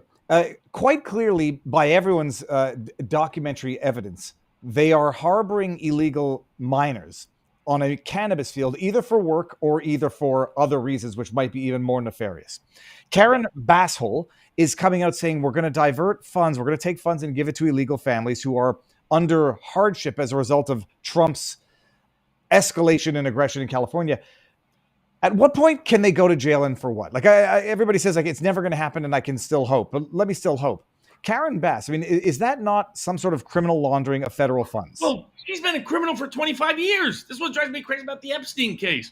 It was such an easy ticket to investigate the Bill Gateses of the world, the Lex, I'm blanking on his last name, the founder of Victoria's Secret on the fashion. Lex. Was it Wes Lex? No, that was. I'm blanking on. The guy who was one of the principal people who gave a bunch of money to Epstein for no explanation. There's so many easy, soft targets. All the deep state NGO corruption. They can't do it without money because it's who they are and how they operate. It's old school political machine. Follow the money. You follow the Epstein money, you'd find all kinds of interesting things and people and places to uncover and discover. The same is true for almost anything that relates to Bass. She is basically a communist. She has deep ties to the Castro regime, a bunch of other regimes. She was clearly lying about a range of things and destroying documents and other information. At least it appears that way in terms of what happened to certain text files and the Reddit. She was pulling an Ursula von der crazy. That's that EU person who got bribed by Pfizer. It's proven in her text because she forgot the eternal truths, never in writing, always in cash. They're going to keep her in power in the EU. Despite her destroying the file. Yeah, Les Wexner. Yeah, that's what. By the way, let's just say there's a lot of reasons to be sus about Les Wexner, but that's a story for another day. So there's so many ways to go at these people. And I think that's the frustration. It was not. It was that Epstein symbolically signified deviation in a wide range of foreign policy issues, but also the fact that we weren't getting any justice. We're not getting any efforts to go after the Soros NGOs, any effort to go after the Gates NGOs. There's no way she wasn't directly complicit in helping organize the riots in LA against ICE. That now people are shooting guns at ICE soldiers, at ICE officers. That means you have a true insurrectionary coup activity. Now you have a federal judge prohibiting people from even arresting people on the grounds that somehow she interprets them arresting people. She's created whole sanctuary stores. If you shop here, you work here, that's a sanctuary. And the federal government's not even allowed right now to arrest people that are illegally here, that are usually criminals right now. I mean, very dangerous criminals in particular are the priority of the Trump administration. As long as they go, it's like the cities of refuge from the Bible. Remember? It's like, but now we got whole stores of refuge. I mean, from the federal government's immigration enforcement. So if they did their job in the Justice Department, like Bobby Kennedy was doing early on for John Kennedy, for example, then now that might have led to certain things for both of them, unfortunately, as time would progress. But that's the kind of mindset you have to have. You have to go in and take apart this deep state corruption that is killing our constitutional republic. And there's so many ways to do it. Karen Bass is an easy target. Cuomo in New York, an easy target. Hamdani in New York, an easy target. The Newsom in LA, easy target. Pelosi, an easy target. All these people have gotten fabulously rich while being in Washington or being in positions of power, including Newsom. So, I mean, there's so many ways. The American people, it isn't because they want these people. Nobody's calling for investigating Ro Khanna, right? An honest left-wing populist congressman who opposes war, wants the Epstein files released, etc. They want just corrupt actors. Now, a lot of them are Democrats. They're not all Democrats, by the way. If you wanted to look at who Robert Maxwell's key issue of influence for illegal spying in the United States on behalf of Israel, who it was, his key conduit was Senator John Tower, who had two noted infamous habits. One was he was a habitual alcoholic. The other was he was kind of like Epstein himself in how he liked girls on the younger side. So that's what I think they're scared of. They're scared that if they go poke into these NGO corruption coordinated scandals involving the Soroses and the Gates and the Newsoms and the mayors of LA and so on and so forth, that they'll stumble across what was Bill Clinton's insurance, which Bill Clinton bragged about in the 90s to officers who later told the story to Roger Morris in the book Partners in Power. He said, they can come after me for all the scandals they want, but they can't go deep at all without touching a Republican. He goes, they ain't going to go nowhere. Mm-hmm. Oh, Billy Boy was right. That's why they had to hook on Monica Lewinsky, because they dug into the finances of what was happening at the Rose law firm, what was happening with Webb Hubbell, what was happening in these sketchy real estate deals with Jim McDougal, and it all came back to Mena, Arkansas, came back to Barry Seal, came back to a little agency known as the CIA, and the Bush family was all over it. That's how a lot of these, that's what I think that's what's so disturbing about the Epstein case. It was telling me they're not going to go after anybody anywhere that could implicate U.S. or foreign intelligence. And the problem is, then you're not going to get anywhere because these people are all neck deep in corruption involving intelligence agencies. That's how they protect themselves. That's how they immunize themselves. And you're absolutely right there. It's easy to go after these people, but you have to be willing to let the shoes fall where they may. Let things fall where they need to fall. Mm-hmm. And that's going to usually implicate our own intelligence agencies, unfortunately. All right. Well, that's a bit more of a black pill. The other thing that was coming, well, this isn't coming out of California. This was when we were talking about the Supreme Court on birthright citizenship and leaving the window open for class action lawsuits, which I don't know who the judge call that or not. Do we call that? Oh, it said here, Robert should have signed on with Scalia. I mean, not Scalia, Alito, Thomas, Gorsuch, and Kavanaugh, and said no third party standing for these ridiculous claims, no class actions for these ridiculous claims. The president's constitutional power must be protected to protect our borders and secure our nation. And instead, he went along with Barrett, who limited the ruling to just the question of universal injunctions, refused to address class action mechanisms to achieve the same thing, third party standing mechanisms to achieve the same thing. And within 2 weeks of the Supreme Court's order, we have 2 universal injunctions back in on the same immigration policies. They just changed the procedural mechanism to a class action. Now, and I don't want to go like four-dimensional chess and say this way is even better because now the Supreme Court's going to be extra pissed off and really, rein them in at the lower levels. I think they will because they're seeing that they will abuse of any partially open door. This is one of the class definitions. I had a subsidiary question to this. This one was out of Barbara A.L. Donald Trump, United District Court, District of New Hampshire, order granting. I've been in front of that judge who's, let's just say I'm not a fan. Joseph Laplante. He was born in America, people. I checked to make George sure. W. Bush. He's a Poppy Bush guy or George W. Bush guy. I thought he might have been born in Canada because his name is French, but okay. Yeah, we should have sent him back right away. That's a good point. Here, in the end of it, it says, in light of the above, this court grants the petitioner's motion and provisionally certifies the following class for the purpose of preliminary injunctive relief. All current and future persons who are born on or after February 2025, where that person's mother was unlawfully present in the United States and the person's father was not a United States citizen at the time, yada, yada. And the person's mother's presence in the United States was lawful but temporary. Set that aside. Two questions. So first of all, everything you, to a greater degree, but we called weeks ago, class action certification, universal class action, and now anybody, current or future persons. Now, I did hear it on Team Pool, so I was like, hold on a second. My lefty friends have been telling me now for 40 years that a child has no constitutional rights of any kind and is not a person until they are physically born. And not now. According to the ACLU, the future people and these are people that are women who aren't even pregnant. That just might be born somewhere in the future. You have this class. I mean, these class actions are insane. That it's every person who could possibly be born. Every person could be born. I've never heard of a class action like that. If we're going to recognize personhood, then why do we have legalized abortion laws of any kind? Where's the class action for them? There won't be one because these judges will suddenly reverse, and because they're ends-oriented justices who don't care about the rule of law at all. Yeah, Tim Pool brought up a great point. Well, that's where I just gave credit where credit's due. It says Tim Pool brought up a great point that the ACLU set up a class action for future persons in pro-life groups. If they want, they can use the ban on abortion. The question is, not the question. The reality is they'll just not follow this precedent. But I was trying to read it. I was trying to read it in any way that made sense that it didn't cover unborn children. There isn't. Okay. The short answer. So, bottom line, Tim Pool had a great insight on that, if it was originally his or not. But the reality is of the legal world, they ain't going to give one sweet bugger all. And when that shoe comes time to fall, it'll fall and they'll find a way to weasel out of it. But if it gets overturned, as it should, and they should get spanked, then that class certification doesn't even become not res judica, but it becomes sort of bad law. Yeah, exactly. I mean, hopefully this gets overturned by the Supreme Court. But the Supreme Court's going to have to step back in because it's clear that what the conservatives warned about is coming to fruition.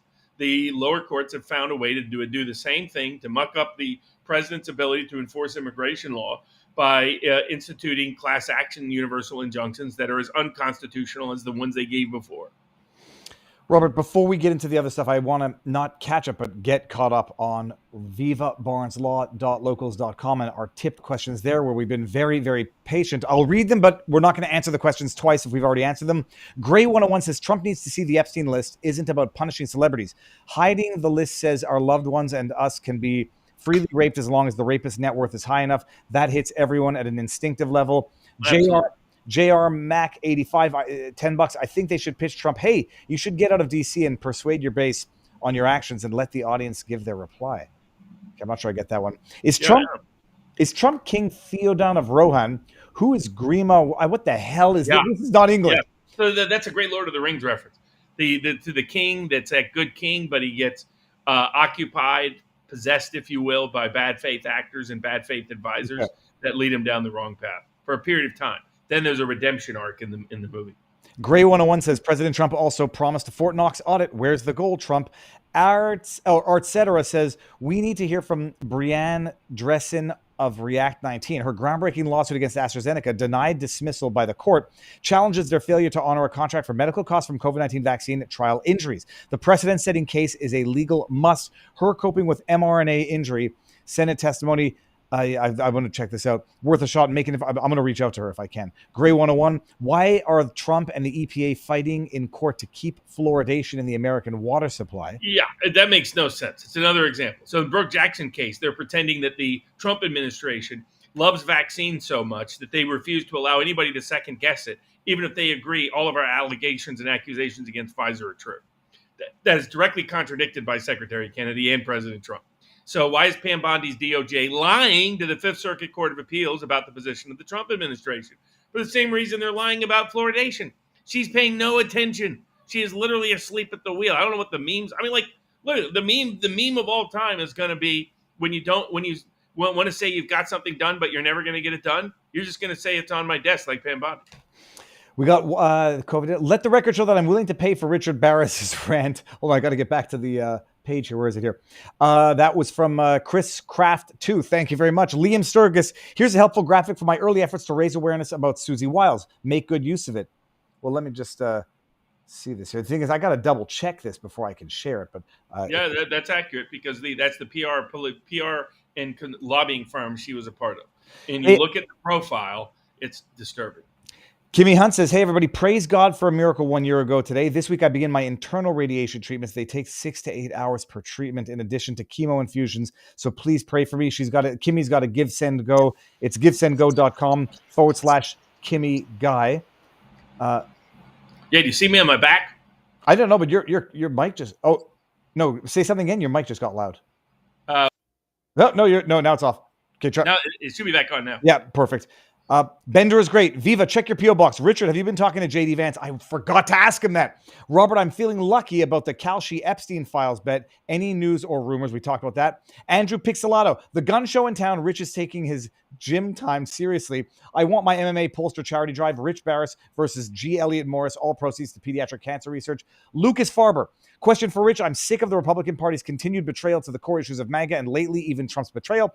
I'll be voting for a third-party local running for governor here in Alabama. I don't see Tuberville fighting the good old boy system. How does this translate to the rest of the country? Do any third-party independent candidates have a chance? And how will this affect the two-party messaging? Okay, we did actually cover that. It was a huge boost to Elon Musk this past week. I mean, I'll put it that way. What does this say here? Oh, J.D. Vance. This is J.D. Vance talking about how obviously nonsense the official narrative is about Epstein. Oh, he has hammered this for years. So remember when we learned that our wealthiest this week? He just stayed real quiet, trying to figure out how the heck to dodge this nightmare. Crap. Yeah, and there was a good one from Don Jr. as well. But I see the risk of retweeting those, people are going to think you're trying to shame the person who wrote them.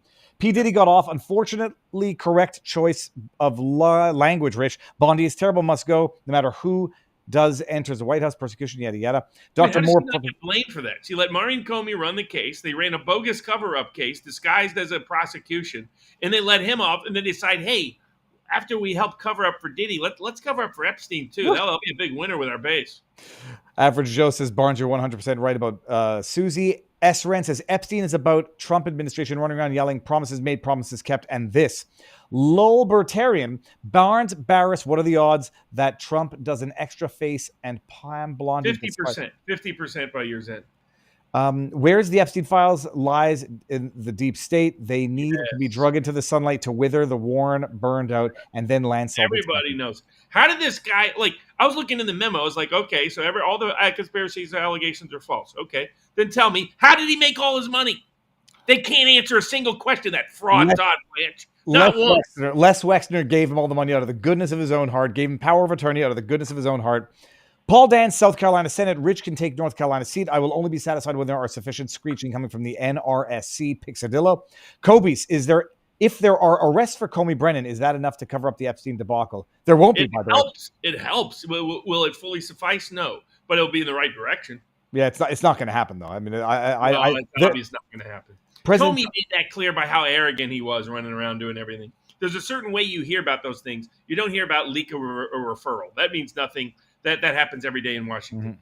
You look for grand jury subpoenas, people talking about being called in front of grand juries. That's not happening at all because she's not doing her job on that either. There was Trump saying, hey, she's working real hard on the election. Doing what? I've known of her. It was Tulsi Gabbard who outed China's involvement in trying to corrupt our 2020 presidential election. It wasn't Pam Bondi. What has she done? Big fat zero. Big fat zilch. Big fat nada. Here, let me get this one. President Trump is willing to destroy his presidency, destroy America for Israel. That's the bottom line, says Kay Trimbach. Crash Davis says the dumbest thing real Donald Trump could do is fire Bongino Epstein. It is all about the elites getting away with it again. No justice. Elites can rape our daughters and sons. No justice. Elites can use COVID to destroy middle-class America. No justice. Elites can destroy small business, so MAGA has no money to fight. French Revolution. Destroy middle class. I'm just reading the tweet, people. Destroy the food of the middle class. Feed my family. Invest in high-risk investments and be bailed out. Silicon Valley mortgage crisis. Joe Maskew for Baris. What is the GOP House and Senate going to do in 2026? What is JD going to do? We got to that. Pixadillo, did I just hear that George 2020 Senate runoff vote justification? You simply must put us in power because otherwise the Dems will remove the filibuster. Yeah, we talked about that. Crash 101, Crash 105. Viva Barnes. I'm just an average American vet. Like I can smell shit when it runs deep. We all want to be proud. We all want our pound of flesh of these millionaires. We all know how the world works. And he did not do this by himself or for himself. Trump needs to realize that we love him. We love the career, but absolutely. Piscadillo back in the house. Bondi didn't just find out about Dr. Moore's case. I'm convinced she continued to order the prosecution, which we already have known. And Wiles are best buddies with Pfizer. Mm-hmm. Hold on. What is this? Right. Yeah, that's a good point.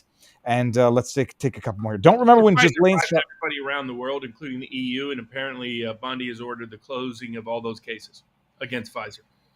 Don't remember Ghislaine's trial that we LawTube fans followed, and there was much discussion about the flight logs list of alleged participants. Susie C says facts. Please invite political analyst Rob Knorr on the show. He's a regular Joe. Okay, good. Robert, let's get some more cases, and then we're going to come back and finish those up in a bit. We got to go to work. Okay, go for it. Yeah, we got some we rapid fire. So 9/11 plea. So what is this? People that are aliens. Go ahead. The 9/11. I'll do the summary because I got a couple of questions in this. This was the one where it was the Biden administration that gave a plea deal to Sheikh Mohammed, whatever the mastermind, and the plea deal was no trial, life in prison. You agree to it. I don't remember how it got outed to the public. I remember we talked about it, and you were saying this is totally scandalous. They thought it was going to fly under the radar. The families were totally devastated. They wanted a trial. It was what was it? It was, I think it was a plea deal without.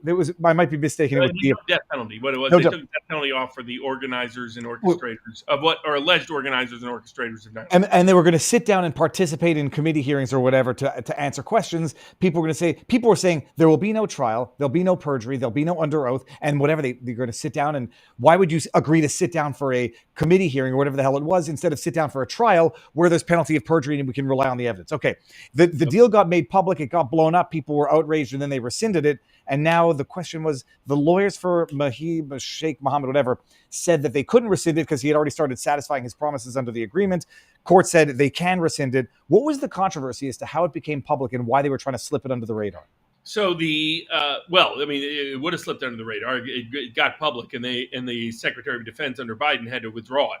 But then the defendants were like, hold on a second, you don't get a chance to withdraw it because we've already partially performed. And plea agreements are interpreted by a contract law. Now, the issue here was statutorily he has unique authority. I'm not a big fan of this. We have these fake courts, quasi-courts, whatever you want to call them, at Gitmo. And I'm not in favor of these quasi-courts out in no man's land and the excuse is that they're aliens, that they're not citizens, and you can prosecute them anywhere without meeting U.S. standards, U.S. constitutional requirements, U.S. legal process, anything else. But leave that as it may. And this is a 9/11 plea deal done 20 years after the fact. So there's those issues present. But the court ultimately determined that the authority is so broad for the military under the statutes Congress wrote for this kind of legal proceeding that that they can just summarily revoke a plea deal as long as there hadn't been substantial performance by the defendant to their detriment. And their argument, the court's conclusion was that hadn't happened yet. So that's how the 9/11 plea got thrown out. And basically, to say they had made no, I guess, damning admissions. They hadn't started satisfying any disclosure obligations. So they would say, like, well, I already did the work on your lawn. You got to pay me. This was like, you didn't start the work, and I can cancel the contract before you get started. I mean, the problem is once you sign a plea deal like that, the idea that it could get set aside, because the problem is if the defendant takes the stand as their own case, the plea deal often can come in if they can allege perjury. So to me, once the plea deal is signed by a defendant, they've substantially complied. Well, So and I disagree with the court's analysis. it's funny because I was thinking the same thing. Like they've effectively admitted guilt, and then the question is, are they going to be able to use that against them at any point in the trial? And the answer is yes, under certain circumstances, because they have all these ridiculous carve-outs. So, and notice the court decision doesn't address that. And that's what tells you they're being disingenuous. But it's the District of Corruption, and if you're the proper political target, they don't care about your constitutional rights. Apparently, I just got Encryptus just sent me a tweet. It says President Trump announces that the United States is spending $0 on the upcoming weapons to Ukraine. Okay, fine. And apparently, he said Bongino's At least that's a slight improvement. I got to hear it because a couple of those tweets have now been missed. It wasn't Encryptus's tweet, but like the one about Bongino was not the praising like all is good with Bongino like some people might have thought it was. Yeah.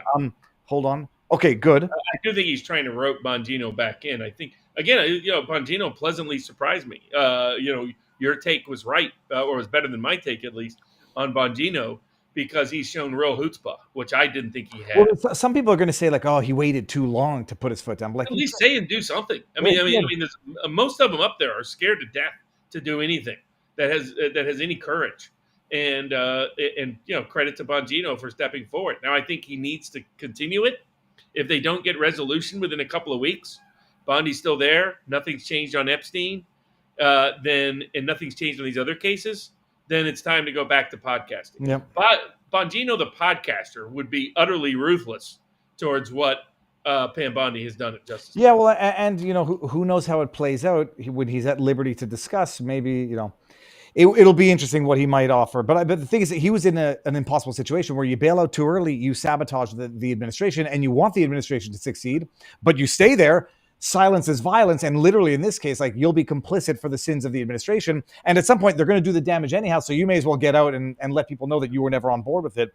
It's clearly something is systemic. You are correct. Something systemic's at issue. Yep. Because Bongino. There's no way Bongino does this at all, unless the problem is just incurable and intolerable. It has to be horrendous for him to even think about this course of conduct, which tells you Bondi is a massive problem. I've heard it from many sources, but then there's conflicting sources and conflicting strategy where people were saying like people are being told to go after Bondi. And then it's like, well, who's telling them to go after Bondi? And then the idea is like Susie Wiles doesn't like Bondi, but Susie Wiles and Bondi seem to be hand in hand. And I think they're both very deep, very deep. I think they're in. Yeah, I think they're in it she together. Was the one who recommended Bondi to the president.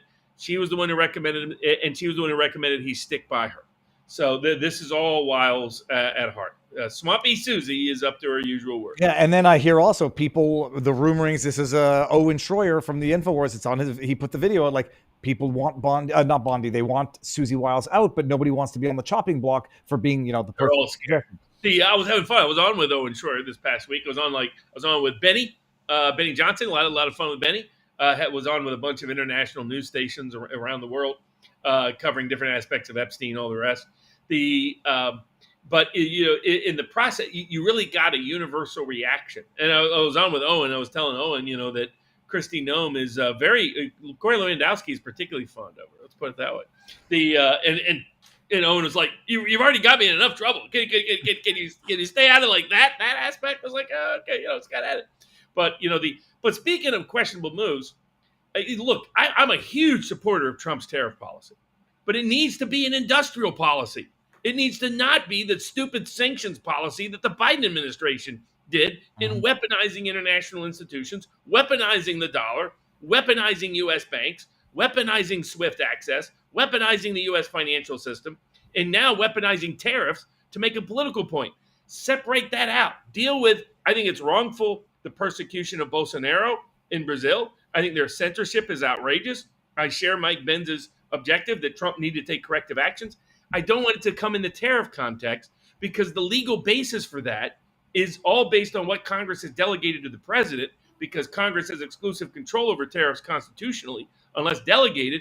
And those delegations are not to be used as a personal sanctions. And the more egregious case, even though I often don't agree with her, the special counsel for the UN Commission on Human Rights, to which Palestine is a party. The U.S. is not, Israel is not, but Palestinians are. So that gives them authority. She's just been doing reports. I don't agree with the genocide language or any of that kind of language. I don't agree with what's happening in Gaza, but I don't agree with that language because legally the genocide is the deliberate intended mass murder of an entire population. I think what Israel is trying to do is no longer self-defense. I'm not buying that. I think they want to purge the Palestinians out of Gaza. They think that's the more secure that would make, but they're not looking to mass murder them. That's where I disagree with her analysis. However, it's common analysis within the human rights world and clearly within her role in the UN. What are we doing individually sanctioning now political people we just disagree with anywhere in the world? And now they're doing it for Israel again. It's a problem because we all hate the UN, and some of us might even disagree with the positions. But when all of them are gone, UN gone, ICC gone, I'd be the happiest camper in the book. So it's not because I defend those. It's just this undermines his tariff policy, and we're telling the world you can't trust us. If the U.S. has control over anything, if we're in a negotiation with you, we'll secretly sabotage and blow you up, like we did in Iran, like we did in Ukraine and Russia. That's the message that came out of that. Whether it's right or wrong, that's the message that came out. It's an interesting distinction you make in that, tariffs are an economic policy, but not a sort of extrajudicial one. I kind of, the vengeful side of me, although I think it's more justice, did not mind the threat of tariffs on Brazil for everything they've done. But it's true now. I mean, for the president to have tariffs to make it specific. I'm a skeptic of sanctions policy and whatnot, but there were other specific ways he could deal with that would target the offending issue better than what the world looks at. Is they're increasingly seeing Trump as just temperamental, and Trump is giving too much ammunition to his adversaries. And then again, it's like, why we keep taking all these? So a lot of a focus on deporting students has become all focused on Israeli issues. Mm-hmm. And now we're starting to convert sanctions policy into Israeli issues. It's like, what the heck? So I think legally it was problematic announcing those sanctions. Now I'll discuss that, the Epstein files, and the role of the judicial and legal system around the world, whether it works really or whether it's a branch of government that's mostly failed globally, whether we're talking about Bibi's efforts at judicial reforms in Israel, what's happening in Brazil with censorship and Bolsonaro, what's happening with the International Criminal Court issuing warrants now for both Putin and Netanyahu, whether we're talking about the United Nations Special Counsel now being sanctioned. Is the legal idea of the rule of law, which, interestingly enough, Putin is probably the biggest advocate of. They call Russians with attitude, calls them an autist when it comes to the law. I share that rule of law belief because of how valuable it can be in predictability of behavior and respecting traditional conservative values of a kind. But increasingly, they think that these things are undesirable because we'll weaponize them for political partisan purposes whenever we want. And I don't understand what the logic of some of these policies are, but they also are putting into doubt Trump's tariff policy by undermining its legal basis. But I'll be on with Duran tomorrow at 10 a.m. Eastern time, so an earlier time than normal because I'm up here in New York City, to discuss all of those geopolitical fallout components. Well, I had a thought. It had to do with what you just said about weaponizing. I'll forget. Mahmoud Khalil is now suing the government for $20 million for what he alleges was an abuse of his civil rights, violation of his constitutional rights.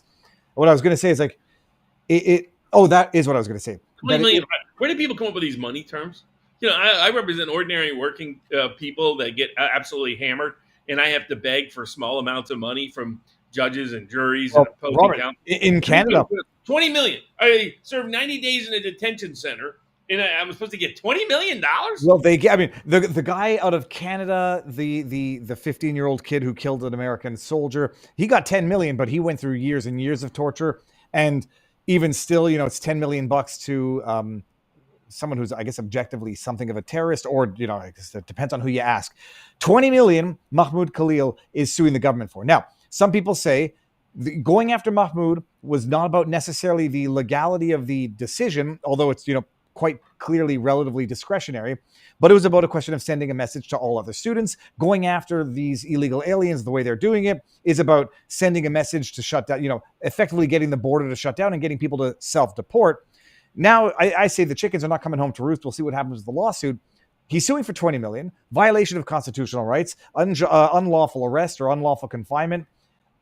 He's harping on the fact that his wife was 8 months pregnant when they did this, that they locked him away for 3 months, that he didn't get to see the birth of his child, that they took him from New Jersey or New York to Alabama or Mississippi. Which one was it? It was or Louisiana. They took him to some of the southern states where we were talking about getting a different jurisdiction of a judge or a different type of judge in that jurisdiction. But I say they sort of made it easy to file the lawsuit. They absolutely did. I mean, it's not like, note the contrast, right? Like in the Epstein case, they're uber careful, very restrictive, very limited, don't want to make any mistakes. But in a lot of these immigration cases, they just run forward without any level. Like this guy was clearly not the highest priority target, right? I mean, I get it. He was involved in criminal conspiracies to trespass on college campuses. That's my number one issue. That's the American people's number one issue. You go to great lengths and expend all this political capital because this guy doesn't like Israel. That's what it looks like. It looks like the Trump administration, top 10 priorities, whatever Israel wants. What America wants, maybe we'll get to that someday. But first is Israel. And it's not looking good, frankly. I mean, Glenn Greenwald's criticism and the criticism from the what you call the anti-establishment left, that this looked like speech suppression. Increasingly, that's what it does look like. I said I had no problem if these people are involved in criminal behavior. But the First Amendment does indeed protect immigrants here in the United States from being punished solely based on their speech. So I don't mind if there's actually funding Hamas, if they're actually taking over campuses. He had made statements along those lines. But clearly he wasn't the highest priority. This was like a wish list by Israel given to the U.S. government, and it just doing its bidding at whatever it demands. And this is going to crush Trump if it continues down this path. Well, if they're finding favorable judges to issue nationwide injunctions, they're going to find a favorable judge or a favorable jury. I don't know if this goes. He's not the guy. You don't pick up the Tufts girl who just wrote an editorial, right? There's plenty of actual criminals you can get. And you can even meet the additional advantage of closing down the criminals involved in riots and the rest, and even help Israel to a degree. You just don't make whoever Israel doesn't like the top priority, no matter what. Robert, you know what? Balance it out. You know what really helps Israel is on the 4th of July tweeting about Israel. This is the original tweet. I found the original tweet, not a screen grab. Ted Cruz, happy 4th of July. Today is also the 47th anniversary. Daring and Tebby raid. Every time I read it, I swear to you, it's like a sponsor. It should say, this is a sponsored ad. There's no way to make sense of that leap from the 4th of July. I've always been in favor of the old comedian proposal that all of our senators and congressmen should have to be like NASCAR drivers. All their donors and sponsors, they should have to wear on their uniform. Who was it that said of course, Pam Blondie would just have the big, huge Pfizer endorsement all over her, so it would probably take up all the space. Robert, we've got to take the party over to vivabarneslaw.locals.com for the after party. Second Amendment gun nuisance cases. When being in a sex cult might be First Amendment protected. We've got Trump's right to fire under the Supreme Court decision.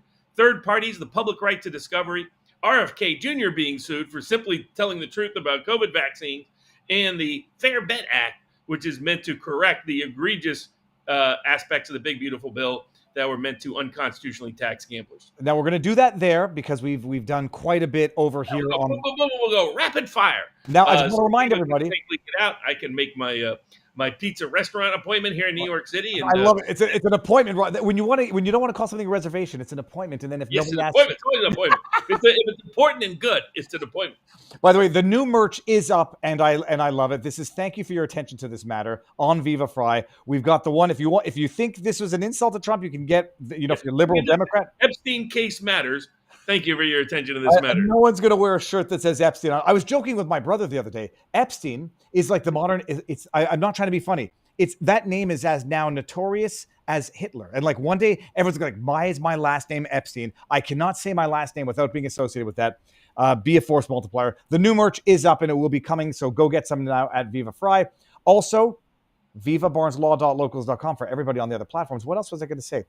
Monday, we'll be on with Duran at 10 a.m. to break down the geopolitical consequence. How risky is this for Trump? How risky is it for the world? The decisions he's made on Epstein and others. But otherwise, won't be back with Bourbon with Barnes until Thursday night because I got to go to Philadelphia. Another Amish farmer being harassed in another case helping him out. And then on Wednesday, the McGiddy case, the case that's about the wrongful, attempted imprisonment and criminal prosecution of a woman for recording her own legal proceedings, documenting fraud in the case. We'll have that before the Court of Appeals. Harmy Dillon does continue to do good work at the Justice Department, but these are some other highlighted examples: the McGiddy case, the Tina Peters case, the Ben Chuve case. Where is Pam Bondi? Because I haven't seen her anywhere on any of these cases that involve egregious civil rights violations of Americans. Tina Peters. I don't know if that... firing Bondi is easy. Who will replace her that can get nominated and be bold, smart enough to tackle the deep state? DOJ Bailey. Do you start with a recess appointment of somebody like Ed Martin or or Matt Gaetz? But you've already got Harmy Dillon approved, so you could just elevate her. Yeah. Just heard Solomon talking to Bannon that a special counsel is about to drop. That would be one way. That's what a bunch of us told Trump's people this week. Said easy solution: appoint a special counsel people can have confidence in. Don't let this issue linger. Don't keep gaslighting your own voters.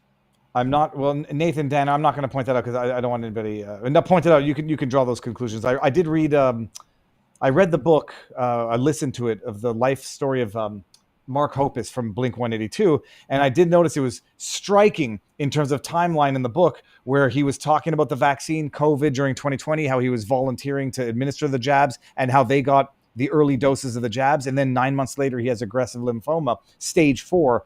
So I mean, he didn't put any connections together in the book, and I'm not trying to look like a jackass saying like him, because who knows. But okay, there was that, and then there was one more before we head on over to vivabarneslaw.locals.com. Randy Edward, professor on the Bulwark podcast, stated class action is restricted to individuals. Bulwark podcast is ACLU level LGBTQ, one and the same.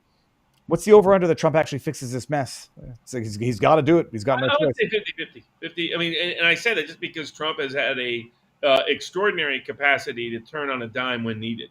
But you just sometimes have to scream, yell, hoot, and holler to get him to do so, or he won't. There's a lot. I didn't realize we Viva Fry and Benny Johnson video just dropped. I'm watching that next. Harry Toe. Yeah, it's a good one. I was on with Benny last week. I was on with Megyn Kelly last week. I was on with Owen Schroyer also. Did Megan give you a shout out for nailing the P. Diddy case? Yeah. She played that clip, and I'm going to get another one on Megyn Kelly because it looks like I was right on Bongino and Patel, or at least that situation. So I'll be able to pull that clip in a bit. Yeah, I've been on a roll, Robert. I don't want to jinx it. I asked ChatGPT about the similarities between Charleston 1861 and Los Angeles 2025. Striking overlap. Can Barnes talk to the possibility of Los Angeles being a spark for a second civil war? Definitely a risk. It's not the highest risk at the moment, but it is a risk. Okay, now T1990, thank you. Pinochet's helicopter tours. How can an unborn have right to birthright citizenship? Okay, we talked about that. And okay. Oh yeah, Barnes. What's the recommendation for the pizza place? You don't want to say you're going to. There's a ton of there's fantastic pizza places throughout New York City. So you can't go wrong. Just find out. Listen to locals. Listen to New Yorkers because they know what they're talking about when it comes to food and pizza. Except bagels, the New York pizza. The New York bagel sucks, and it will always suck. Montreal bagels rule. Yeah, they're not quite as bad as like the standard Lester's bagel, but they're bad. All right, so we're going to bring it on over to vivabarneslaw.locals.com. Before you leave, make sure you are subscribed, have notifications turned on. Stay tuned for the clips that are coming next week. And I don't know where I'm going to be next week, but it's going to be, I'm going to be on with The Unusual Suspects again on Wednesday because they're doing a morning shoot, so I can attend that. Go if you're not. We got to raid. We got to raid someone. That's what I almost forgot to do. What about Nerdrotic? Let's go raid Nerdrotic. Nerdrotic would be perfect. They were giving their review of Superman on their Friday Night Tights show. Nerdrotic. He's got an introduction to Friday Night Tights in some of his Nerdrotic shows that has us in some of them. Oh, well, it has me in them. From we got to get you on Friday Night Tights. Got to tell Gary, you got to get Viva Fry on there to discuss culture and commentary. Nerdrotic is great. I think Nerdrotic might have had raids turned off. Let's Encryptus, let me know if you got it. And Blackstone Kitties. All good. All right, good. So hold on, I want to go see the chat. When you go there, make sure to be loud and obnoxious when you get. I'm joking. When you get in there, there we go. Viva has raided the chat, and I'm going to go Viva raid rock on. Boom. Okay, good. Now we can end our show, and we're going to go over to vivabarneslaw.locals.com for the after party. Everyone else, peace out, Godspeed, and the God bless is reserved for locals.